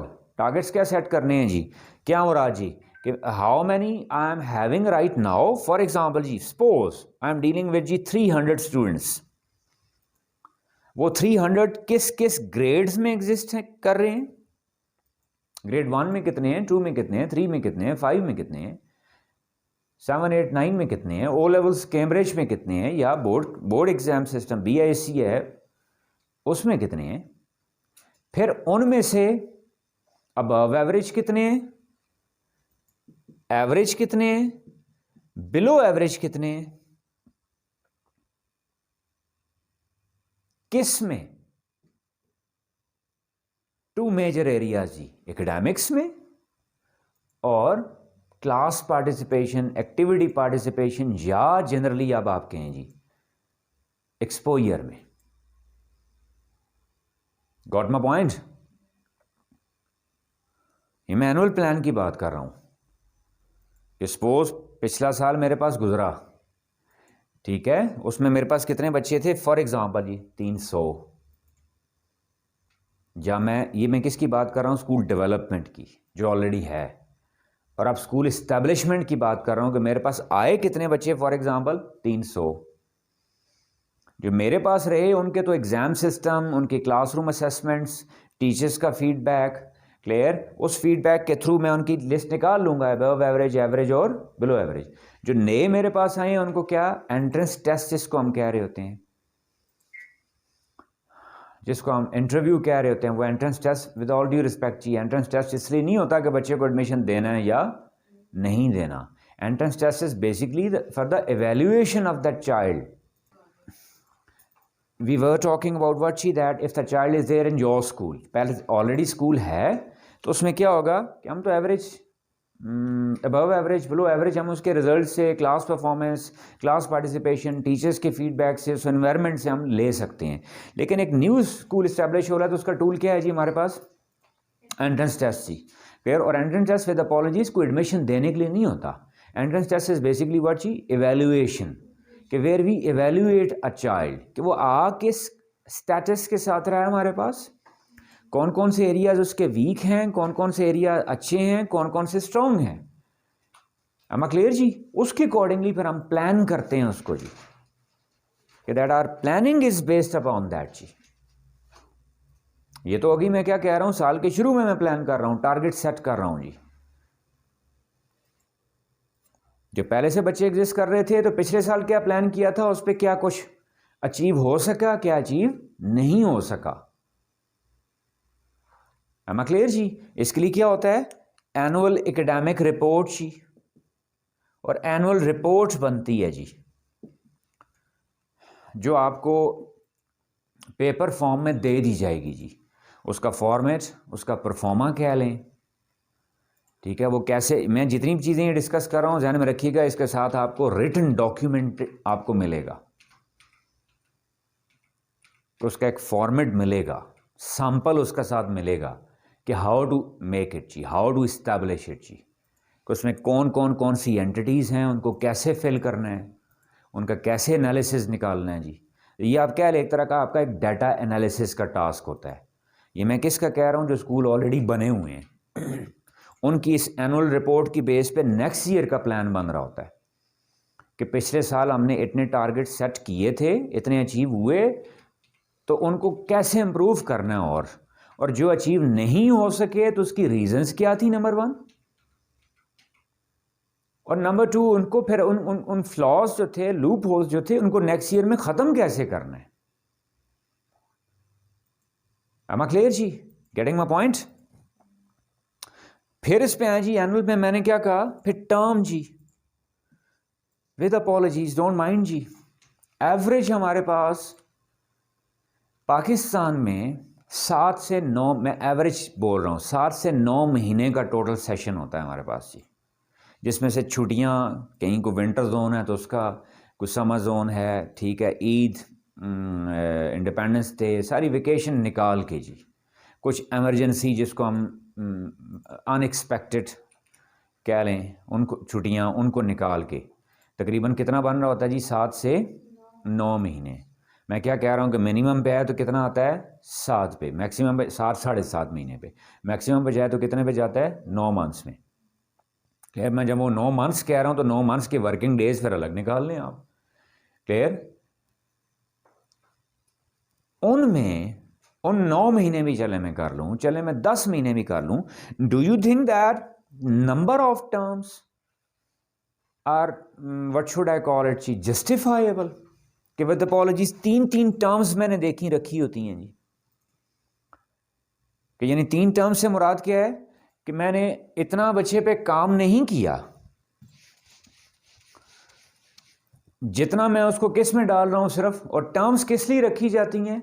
अगर तो वो टर्म प्लान हो according to academic plan, according to some personality grooming plan, according to what जी इमोशनल कोशेंट डेवलपमेंट जी, अकॉर्डिंग टू व्हाट जी social quotient development, according to what जी adversity quotient development, तो फिर मैं कहूँ जी कि वो बहुत मज़े की बात है, बहुत कमाल बात है। अब वो टर्म्स यूजुअली प्लान किस चीज़ पे सिर्फ की जा रही होती हैं। आगे मैं फिर कह रहा हूँ कि हर चीज़ का अलग अलग सेपरेट सेगमेंट होगा कि ये एग्जामिनेशन सिस्टम आप कहें, असेसमेंट सिस्टम क्या होता है, क्या कैसा होना चाहिए, पेपर कैसे बनना चाहिए, पेपर बनाने के स्टैंडर्ड क्या हैं, क्लियर, उसका फॉर्मूला क्या है, उसको पेपर को चेक करने, एग्ज़ाम असेसमेंट को चेक करने का टूल क्या है, फिर एग्ज़ाम पेपर को चेक करने के बाद उसका फिर डाटा एनालिसिस क्या है। क्लियर? ये अलग हमारा सेपरेट पूरा इस पर एक सेशन है। ठीक है, अभी सिर्फ इतना बता दूं कि वो अगर वो टर्म्स इस यूजुअली इस बेस पे डिसाइड की जा रही हैं कि जी उनमें एग्जाम लेने हैं, नॉट एट ऑल जी, विद अपॉलॉजी जी, कि क्या मतलब कि फिर वो आपने सिर्फ सिस्टम रखा हुआ है बच्चे को चेक करने के लिए। तो विद ऑल ड्यू रिस्पेक्ट जी, तो वो बच्चा नहीं चेक हो रहा था, बेसिकली सिस्टम ही चेक हो रहा होता है। अगर उस टर्म एग्ज़ाम आप लेना चाह रहे हैं तो इसका मतलब वो एग्ज़ाम आप अपना करना चाह रहे हैं। तो होना क्या चाहिए जी कि वो टर्म्स क्या हैं, लेस नंबर में हों जी। क्या होनी चाहिए वो? लेस नंबर में। कि बहुत ज़्यादा अगर आप करें तो देयर मस्ट बी 2 टर्म्स जी, there must be two terms. और वो भी डिपेंड करता है किस जोन में वो स्कूल एग्जिस्ट कर रहा है, समर जोन में है, विंटर जोन में है। एम आई क्लियर जी? कि उसका स्टार्टिंग टाइम क्या है स्कूल का, उसमें ब्रेक किस वक्त आ रही है। हाँ, उस ब्रेक को आप लिंक कर सकते हैं किसके साथ? टर्म के साथ। कि जिस तरह विंटर जोन में वो ब्रेक क्या आ रही है, जनवरी फरवरी, गॉट इट जी। और समर जोन में कौन सी आ रही है? June July and even some part of August. तो उसके अकॉर्डिंगली ठीक है, वरना otherwise even if it is simply 1 term that can be sufficient. उस टर्म के साथ अगर आपने असेसमेंट सिस्टम भी रखना है तो उसको आप मंथली रख लेना। आप तो 2 टर्म की बात कर रहे हैं, मैं तो फिर कह रहा हूं कि 7 मंथली कर लें, 8 मंथली कर लें, but it must B with certain planning ना। कि फिर उसमें असेसमेंट से मुराद क्या, उसमें अगर मैंने कहा डिटेल आएगी कि उसमें कंटेंट कितना है, आप कितने कंटेंट को जज कर रहे हैं, कितने कंटेंट के थ्रू जज कर रहे हैं। मिसाल के तौर पे देखिए, फॉर एग्जांपल जी इन विंटर जोन जी, mostly we take a start from where जी, मार्च में बच्चा अभी एंटर ही हुआ है। पहली बात क्या कि वो पेरेंट्स के लिए हमारे पास कोई इतना फिक्स सिस्टम नहीं होता कि मैं सपोज 1 मार्च से स्कूल शुरू करने जा रहा हूँ, नहीं, कुछ पेरेंट्स आके 15 मार्च को एडमिशन कर रहे हैं। पहले उनकी भी हमने क्या कहा, पेरेंटिंग बीच में पेरेंट्स के लिए मैंने क्या कहा था, एक सेगमेंट स्टार्ट में कहा था कि वो बताऊँगा कैसे कि they must also be trend. कि अगर उन्हें लगता है कि जी 15 दिन से कोई फ़र्क नहीं पड़ता, नहीं 15 दिन से बहुत बड़ा फ़र्क पड़ जाता है। कि वो मार्च तो है ही ओरिएंटेशन वीक है बच्चे का, ओरिएंटेशन मंथ है बच्चे का, क्लियर। या अगर मैं उसको ओरिएंटेशन रखूं तो बाकी कंटेंट है, तो मैं किस चीज़ की असेसमेंट करूंगा फिर? अगर मैंने उसका सिलेबस ही थोड़ा सा कवर करवाया हुआ है, बच्चे ने एडमिशन ही आगे किस वक्त लिया है, 20 मार्च को लिया है, 25 मार्च को लिया है, तो क्या मैं उसकी 5 दिन की असेसमेंट करने जा रहा हूँ? क्लियर। अगर 20 को लिया तो क्या 10 दिन की असेसमेंट करने जा रहा हूँ? और अगर मैं स्टैंडर्ड कहूँ तो फर्स्ट मंथ होता ही ओरिएंटेशन मंथ है, तो फिर मैं क्या उस ओरिएंटेशन की असेसमेंट करने जा रहा हूँ? अगर करने जा रहा हूं तो फिर मुझे अपनी ओरिएंटेशन की असेसमेंट करनी चाहिए कि क्या जो मैंने बच्चों पे पहला मंथ ओरिएंटेशन पे लगाया है वो प्रॉपर हुई है, नहीं हुई है, बच्चे ट्रैक पे चढ़े या नहीं चढ़े हैं। इज दैट क्लियर जी? तो ये फिर क्या मैं क्या कहा जी, एनुअल के बाद क्या आगे टर्म, फिर टर्म के बाद आगे किस पे आ जाएं आप जी, मंथली, फिर इस पे आ जाएं वीकली, फिर इस पे आ जाएं क्या, डेली। अब ये जो इतनी प्लानिंग्स हैं ये किस वक्त होंगी जी? This is a huge question, और what should I call it, even a huge problem जी, जिसकी वजह से everybody seems to be under stress जी, जो रहता है, जो एक इशू है, जो एक प्रॉब्लम है। मैं एवरीबडी से मुराद क्या ले रहा हूं, देखें हर किसी का। बच्चे की तो मैंने प्रॉब्लम्स डिस्कस कर ली, अब आए जी टीचिंग स्टाफ पे, अब आए जी मैनेजमेंट पे। हर किसी के लिए इशू बना हुआ है। क्यों? यहाँ सेगमेंट्स बहुत ज़्यादा हैं। हम उनको क्या, इसको प्लान, अब ये प्लानिंग फेज अब हम कब करना चाह रहे होते हैं कि that along with classes, with due respect जी, impossible. With due respect impossible जी, मैं डिफिकल्ट का वर्ड भी नहीं यूज कर रहा, because when the teacher is there busy with what जी, क्लासरूम्स, स्टूडेंट्स, चिल्ड्रन लर्निंग, तो एजुकेशन भी ये कहती है कि उनका माइंड फोकस्ड रहना चाहिए उस टाइम अपने उस प्लान की डिलीवरेंस पे। अगर वो साथ साथ वहीं पे प्लानिंग भी हो रही है, वहीं पे डिलीवरेंस भी हो रही है, एग्जीक्यूशन भी हो रही है, तो it can never be fruitful जी, और it can never be standardize जी, it can never be perfect. और मैं यहां परफेक्ट क्यों कह रहा हूं कि schooling is something which always demands perfection जी। क्यों? आप परफेक्ट से भी छोटे लेवल पे आए तो बच्चे की ज़िंदगी बर्बाद हो जाएगी, या उन बच्चों का फ्यूचर तबाह हो जाएगा। यानी बाकी कोई और काम है जिसमें आप कहेंगे परफेक्ट नहीं भी है तो गुजारा चल सकता है, लेकिन एजुकेशन में कौन सी अप्रोच चाहिए होती है? Perfectionist approach. किसकी तरफ से? लर्नर्स की तरफ से, स्टूडेंट्स की तरफ से, पेरेंट्स की तरफ से? नो, टीचर्स की तरफ से और मैनेजमेंट की तरफ से, प्लानिंग की तरफ से। अब ड्यूरिंग जी क्या एलोकेशन अभी डिसाइड होगी। अगर मैं पर वीक जी टोटल स्लॉट्स हैं, for example in school 5 days अगर मैं करूं जी, क्लियर, 32 टू 35 एवरेज बन रहे होते हैं, बताता हूं कैसे बनेंगे, क्लियर। अब अगर 32 से टू 35 में से एवरेज जो यूजुअली हो रहा है हमारे सराउंडिंग्स में, वो टीचर एक 30 लेसन्स ले रहा है पर वीक, यानी टोटल लेसन्स हैं कितने हैं? 32 से 35। अगर मैं 5 का हिसाब करूं, 6 डेज के हिसाब से करूं तो कितना बनता है जी? 45 तकरीबन, इंक्लूडिंग जुम्मा। ये मैं बताऊंगा मैं 32 से 35 कैसे कह रहा हूं, 45 कितने कह रहा हूं, आई will go for the detail. मैं कह रहा हूं अगर मैंने 5 वर्किंग डेज रखे, सैटरडे संडे ऑफ किया, तो फिर वो कितना बन रहा होता है? 32 से 35। और अगर मैं कह रहा हूं मैंने सैटरडे ऑन किया तो फिर कितना बन रहा होता है? वो तकरीबन 45 जी पर वीक। यानी मैं 45 भी अगर करूं तो 45 में से पर वीक टीचर कितने लेसन ले रहा है? 30, और यूजुअली मैंने देखा है ये 36 तक भी जाता है, विच इज़ एब्सोल्युटली रॉन्ग। अब मैं जब 36 कर रहा हूं तो इसका मतलब क्या है? पर डे वो टीचर कितने लेसन ले रहा है? 6। एक टीचर पर डे 6 लेसन लेके उसके साथ आप उसको एक्सपेक्ट कर रहे हैं कि जी उसकी प्लानिंग बहुत अच्छी होगी? नॉट एट ऑल जी, it's humanly not possible. My all sympathies are there with teachers जी। Are you all getting my point? यानी एक टीचर को 6 लेसन पर वीक पर डे दे रहे हैं आप। चलें इवन मैं 30 अगर करूं तो फिर कितने बन जाएंगे? 36 के हिसाब से 6 हैं, 30 करूं तो पर डे उसके कितने लेसन बन रहे हैं? 5। अब मुझे ह्यूमनली आप बताएं, और एवरेज लेसन हमारा कितना होता है? 40 मिनट्स का। कितने मिनट्स का? 40 मिनट्स का। तो अगर मैं करूं तो टोटल उसका कितना बन गया? 205। तो मैं क्या इसको आवर्स में कन्वर्ट करें तो कितने बन गए? तकरीबन 4 घंटे। am I right? एवरेज तकरीबन 4 घंटे। यानी एक टीचर 4 घंटे अगर वो डिलीवरेंस में, एग्जीक्यूशन में या बच्चों के साथ इंगेज्ड रहे, चाहे वो मेल है चाहे वो फीमेल है, ठीक है, तो ह्यूमनली ये एक ज्यादती लगती है कि उसके साथ ही मैं उससे एक्सपेक्ट करूं कि वो अपनी क्या करे, प्लानिंग भी अच्छी करे। तो दिस इज नॉट गुड।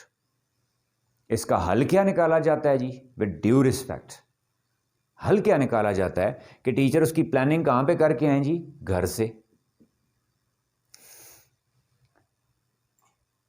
यानी वो 3 से 4 घंटे यहाँ भी इंगेज्ड हैं, and I am expecting them to plan it at home. Got my point जी? मुझे पता है मेरी इस बात पे बहुत सारी प्रॉब्लम्स भी खड़ी होंगी, but I am always suppose to talk about standard जी। I have got certain responsibility कि मैंने किसके लिए अवेलेबिलिटी कितनी है, तनख्वाह कितनी देनी है, पॉसिबिलिटी है या नहीं है, that is none of my concern. I am talking about a standard, कि स्टैंडर्ड क्या है। अब आप कहें जी प्लानिंग होम में, ठीक है जी, मुझे तो कोई एतराज़ नहीं, होम में भी प्लानिंग होगी, लेकिन who will check that planning? कि वो घर की प्लानिंग को पहले डिस्कस कौन करेगा, किसके साथ करेगा? Is everybody. अब मेरे जैसा कोई नालायक कमज़ोर सा टीचर है, मैंने खुद अपने ताई प्लानिंग कर ली, क्या गारंटी है कि मेरी प्लानिंग ठीक भी है या नहीं है? क्या मैंने उसको किसी के साथ डिस्कस किया है, किसी सीनियर के साथ, किसी एक्सपर्ट्स के साथ, अपने हेड के साथ, किसी एजुकेशनल लीडर्स के साथ, which we usually call educational managers और heads, principal, whatever you call it? क्या मैंने डिस्कस किया है? Are you getting my point जी? एक बात कि डिस्कस किया या नहीं किया, चेक हुआ या नहीं हुआ। चलें फ़र्ज़ करें जी मैं प्लान करके ले आया, मैंने हैंड ओवर कर दिया अपने हेड को भी, क्लियर? अगर मैं 1 से 7 तक भी ले लूँ तो तकरीबन ये कितने 50 to 50 सब्जेक्ट्स बनते हैं। कितने बनते हैं? 50 सब्जेक्ट्स। अब उस तरफ से ले लें, how is it possible for a head to check in detail the standard of that planning from different 50 subjects? यानी 50 प्लानिंग्स को एक हेड पर वीक में कैसे चेक करेंगे उसको? Is it humanly possible? अच्छा चलो जी, चेक भी कर लिया, क्या वो डिस्कस हुए? 50 डिफरेंट प्लानर्स को या 50 डिफरेंट प्लानिंग्स को how is it possible for a head to discuss with staff? am I clear जी? मैं 50 कैसे कह रहा हूं? मैं क्या कह रहा हूं 1 से 7 तक, क्लियर? अगर 7 सब्जेक्ट्स भी आप करें तो कितने बन गए? 49। और अगर 8 करें तो कितने बन गए? 50 सब्जेक्ट्स पर वीक। तो 50 सब्जेक्ट्स को पर वीक कैसे चेक करना है? वो उसमें उर्दू भी है, इंग्लिश भी है, क्लियर? जनरल नॉलेज है, इस्लामिक स्टडीज़ भी है, उसमें मैथमेटिक्स भी है, उसमें साइंस भी है, उसमें कंप्यूटर भी हो सकता है, उसमें आर्ट्स एंड क्राफ्ट भी हो सकता है, उसमें म्यूज़िक भी हो सकता है, उसमें कोई और चीज़ भी हो सकती है, उसमें एक्टिविटीज़ भी हैं। Are you all getting my point जी? आप देख रहे हैं हम ये खिचड़ी बन रही है नहीं बन रही है? प्रॉब्लम्स बन रहे हैं नहीं बन रहे हैं?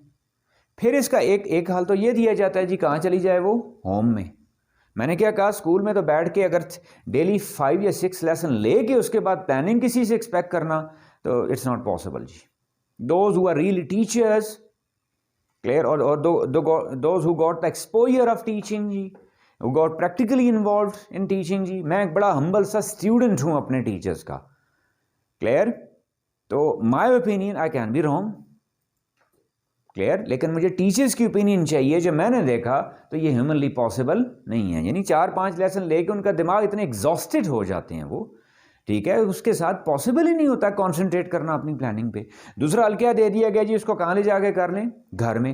चाहे कर लें जी, मुझे तो कोई इतराज़ नहीं है, लेकिन क्या घर में वो प्लानिंग करते वक्त कोई साथ उनके कोई एक्सपर्ट बैठा हुआ है, कोई एडवाइज़र है, कोई डिस्कशन है? ठीक है, अच्छा उन्होंने घर के ला के, फिर अगली बात आए जी, उसको चेक कौन करेगा? मैंने प्लानिंग घर में बैठ के, मैंने कहा मैं सबसे नालायक मैं हूँ, मैंने घर में प्लानिंग बैठ के की, मेरी प्लानिंग क्या है? गलत है। वो गलत प्लानिंग को किसी ने चेक किया है, वो चेक करके मुझसे डिस्कस हुई है कि वो हो ही नहीं सकती। क्यों? कि वो टोटल अगर मैं करूँ तो कितने प्लानिंग्स बन जाएंगे? Average 50 planners. तो how is it possible for a head to go for the discussion of 50 planners along with classes? am I clear up till here जी? अब इसका हल क्या था जी? क्यों कहा जा रहा था कि दैट 5 days अ वीक जी, 5 days अ वीक की रिस्पेक्टेड मैम पहली लॉजिक हमने क्या दी थी? 5 days अ वीक क्यों रखा था हमने कि कंसंट्रेशन लेवल क्या है? 20। 20 आवर्स पढ़ा, और 20 आवर्स को वीक में डिवाइड करें तो तकरीबन कितने बनते हैं एवरेज? 5। असल वजह ये थी। दूसरी वजह साथ मैंने क्या निकाली उसकी? प्लानिंग। क्लियर? कि यानी 20-24 रखने की फर्स्ट रीजन क्या थी? Average concentration hours. दूसरी वजह उसकी क्या निकाल ली? Planning. You can take the screenshot of this जी, कि आपको ध्यान में रही ये चीज़ें। गॉट इट जी? तो अब इसका फिर सोल्यूशन क्या निकाला जी? कि ना वो साथ हो सकती है क्लासरूम टीचिंग्स के साथ या घर में जाके भी, उसका हमने क्या लिखा ली? सैटरडे इज देयर जी। For what? Planning. When the students are not there, learners are not there, teachers are free, education leaders or managers or principals or heads are free. Now they got the time. कि अगर उन्होंने जो साल के पहले planning की थी, फिर उस प्लानिंग को अब आके वो एग्जीक्यूट कर रहे हैं, तो उनको क्या प्रॉब्लम्स आ रहे हैं? They can discuss on Saturday. Got it जी? एक बात। फिर दूसरी बात, जो उन्होंने पिछले वीक की प्लानिंग की थी उसको एग्जीक्यूट करते वक्त क्या क्या problems I? Was it successful और फेलियर? क्या वो प्लानिंग अच्छी रही, बुरी रही? क्या क्या मसाइल आए? They will discuss with each other, they will discuss with their seniors, they will discuss with their heads, जहां पे उनको गाइडलाइन मिलेगी। I always learn from my colleagues, I always learn from my seniors, कि मैंने ये plan किया था लेकिन मुझसे एग्जीक्यूट नहीं हो पा रहा। बस कर प्लानिंग बड़ी मम्बो जम्बो हो रही होती है, बहुत एक्सेलेंट आइडियलिस्टिक टाइप की हो रही होती है, लेकिन प्रैक्टिकली उसकी execution, you being a teachers you know better, उसको जाके जब एग्जीक्यूट आप करने लगते हैं, that is something else. am I clear जी? फिर वो डिस्कस होगी। फिर वो दूसरी बात कि दैट ये तो क्या था, हमने प्लानिंग में क्या कहा था? प्रीवियस। अब प्रीवियस से मैं क्या कह रहा हूँ? एनुअल अगर मैंने की थी, टर्म की प्लान की थी, वो भी डिस्कस हो रही है। फिर अब कह रहे हैं नेक्स्ट वीक पे करें, तो प्रीवियस वीक की क्या प्लान किया था, क्या वो अचीव हुआ नहीं हुआ, और नेक्स्ट वीक का क्या प्लान है, क्या वो अप्रोप्रिएट है या नहीं है, क्या वो प्रैक्टिकली एप्लीकेबल है या नहीं है।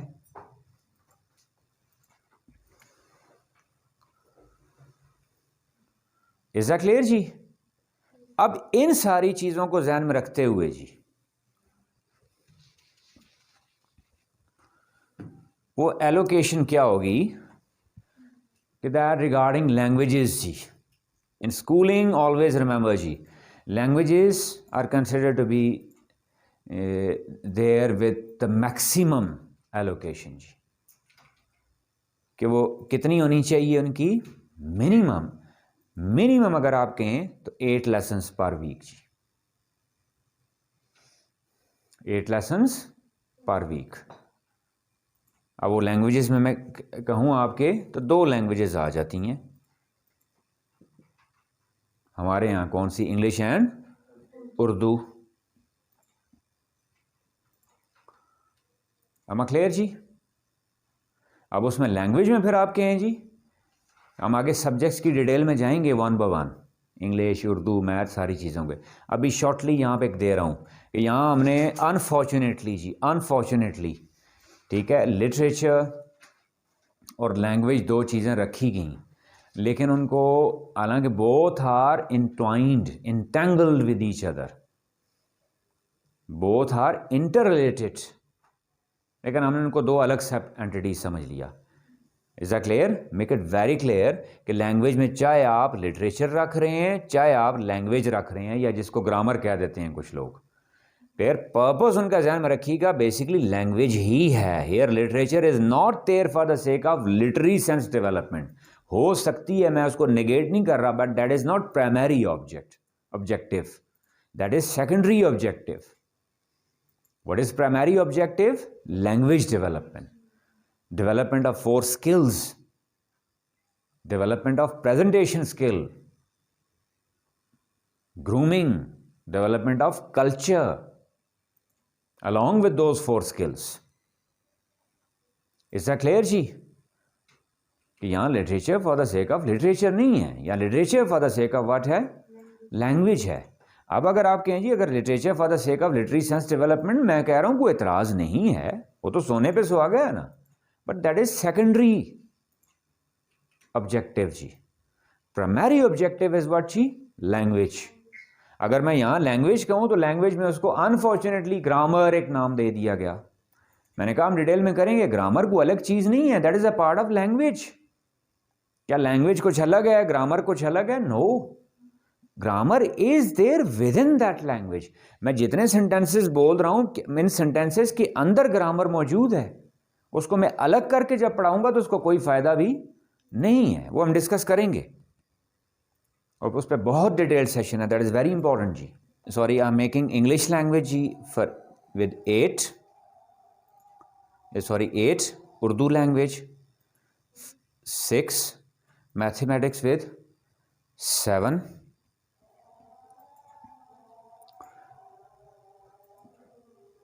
साइंसेस जी 9 ये they people single national curriculum जी, या वहाँ कुछ कम्बिनेशंस भी, क्लब्स भी हुई हैं, चीज़ें साइंस जनरल नॉलेज कुछ और के, मैं एक जनरल एक बना रहा हूँ कि दैट इसको देखिएगा, आपको according to your school demand आप खुद उसको एडजस्ट कर सकते हैं। मैं इसको कितना दे रहा हूँ? 6 सोशल स्टडीज़ जी, 3 इस्लामिक स्टडीज़ जी फॉर एग्ज़ाम्पल, या एथिक्स या value education 3। Now how many are these जी? 33. These are what जी? 33.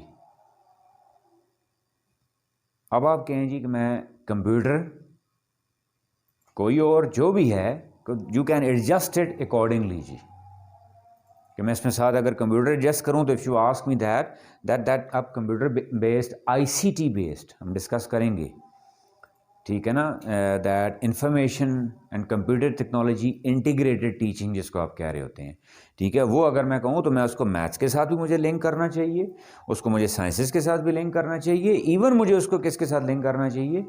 लैंग्वेज के साथ भी।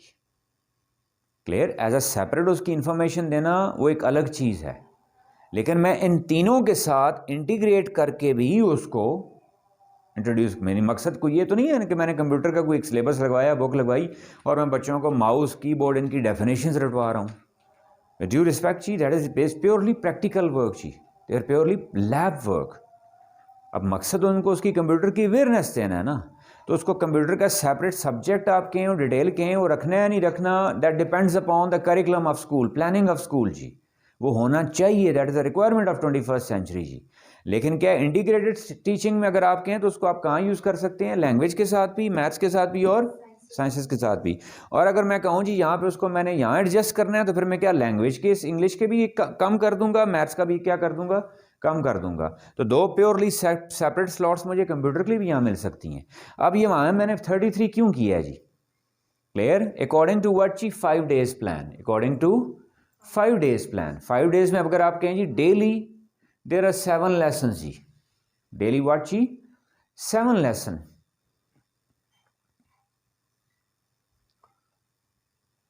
तो फिर कितने बन गए जी? 4 days में कितने हो गए? 28। फ्राइडे हमारे यहाँ टाइम शॉर्ट होता है तो फ्राइडे को कितने हो गए जी? वो 5 और 6, 5 और 6। अगर मैं 5 करूं तो वो 33 बनते हैं। टोटल कितने हो गए? 33, यानी डेली 7 तो 28। 4 days में कितने हो गए? 4 days में 28 और फ्राइडे 5, तो टोटल कितने हो गए? 33। तो 33 के अकॉर्डिंगली ये है। अगर मैं फ्राइडे 6 करता हूं यहां पे तो यहां मेरे पास एक और मुझे अवेलेबल हो जाएगा। Clear? Which can be there for 8, it must be there जी।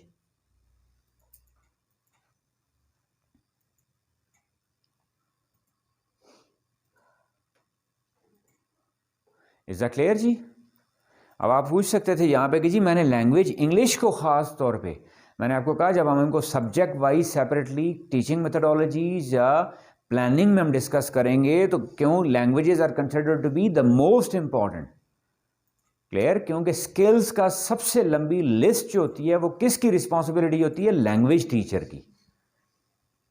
कि साइंटिफिक कॉन्सेप्ट्स को या साइंटिफिक एप्टीट्यूड डेवलप करना है या उसको यूजेबल बनाना है, उसके पीछे स्किल कहाँ हो रही होती है बेसिकली। अदरवाइज लैंग्वेजेस क्या क्या रह गई, सिर्फ स्टोरियाँ और पोइम्स रह गई, कहानियाँ रह गई वो। फिर अगर वो कहानियाँ नहीं होती बेसिकली, वहाँ नंबर वन लैंग्वेज स्किल्स भी डेवलप करनी होती हैं, along with that comprehension skill भी डेवलप हो रही होती है। फिर उसके क्या, रिटेंशन मेमोरी जिसको आप कहें, short term memory, long term working memory, वो भी मेमोरी इन्हेंसमेंट भी वहाँ पे हो रही होती है। क्लियर, रिटेंशन ऑफ इंफॉर्मेशन भी वहाँ हो रही होती है, उसकी एक्सरसाइजेस। और अबव ऑल एक्सप्रेशन, जिसको रिप्रोडक्शन आप कहते हैं, चाहे वो रिटन एक्सप्रेशन है चाहे वो ओरल एक्सप्रेशन है, जो सारे सब्जेक्ट्स में यूज़ होना है, जो दुनिया के किसी भी डिसिप्लिन में यूज़ होना है, उनकी जो बेस्ट टेक्निक्स हैं या जो पॉसिबल है उनको उनके लिए रिक्वायर्ड स्किल्स को डेवलप करना, वो कौन से सब्जेक्ट होते हैं, लैंग्वेजेस होते हैं। अब आप कहें जी उर्दू के साथ फिर मैंने ज़्यादती की, काम कर दिया, नहीं, क्योंकि उर्दू कंपैरेटिवली ज़रा ईजी होती है। उर्दू का बहुत सारा टास्क फैमिली में, घर में, सराउंडिंग में टीचर के बोलने से कवर हो जाता है। इंग्लिश जरा क्या होता है, सेकंड लैंग्वेज है, मुश्किल हो रहा होता है। गॉट माय पॉइंट जी, इज दैट क्लियर। अब अगर कहें जी जहाँ जो स्कूल इसको फिर स्टिल भी, अगर उतनी मेरी वो बात करने के बावजूद भी अगर 6 दिन पे जाना चाह रहे हैं, तो उनको फिर क्या हो जाएगा, अवेलेबिलिटी और बढ़ जाएगी, यानी उनके लेसन्स क्या हो जाएंगे, और बढ़ जाएंगे। तो वो उसके अकॉर्डिंगली सब्जेक्ट कौन सा है, उसकी क्या डिमांड है, उसके अकॉर्डिंगली उसका वेटेज यहाँ पे क्या कर सकते हैं, बढ़ा सकते हैं। इज दैट क्लियर जी, getting my point. That's all regarding what जी, सब्जेक्ट एलोकेशन जी।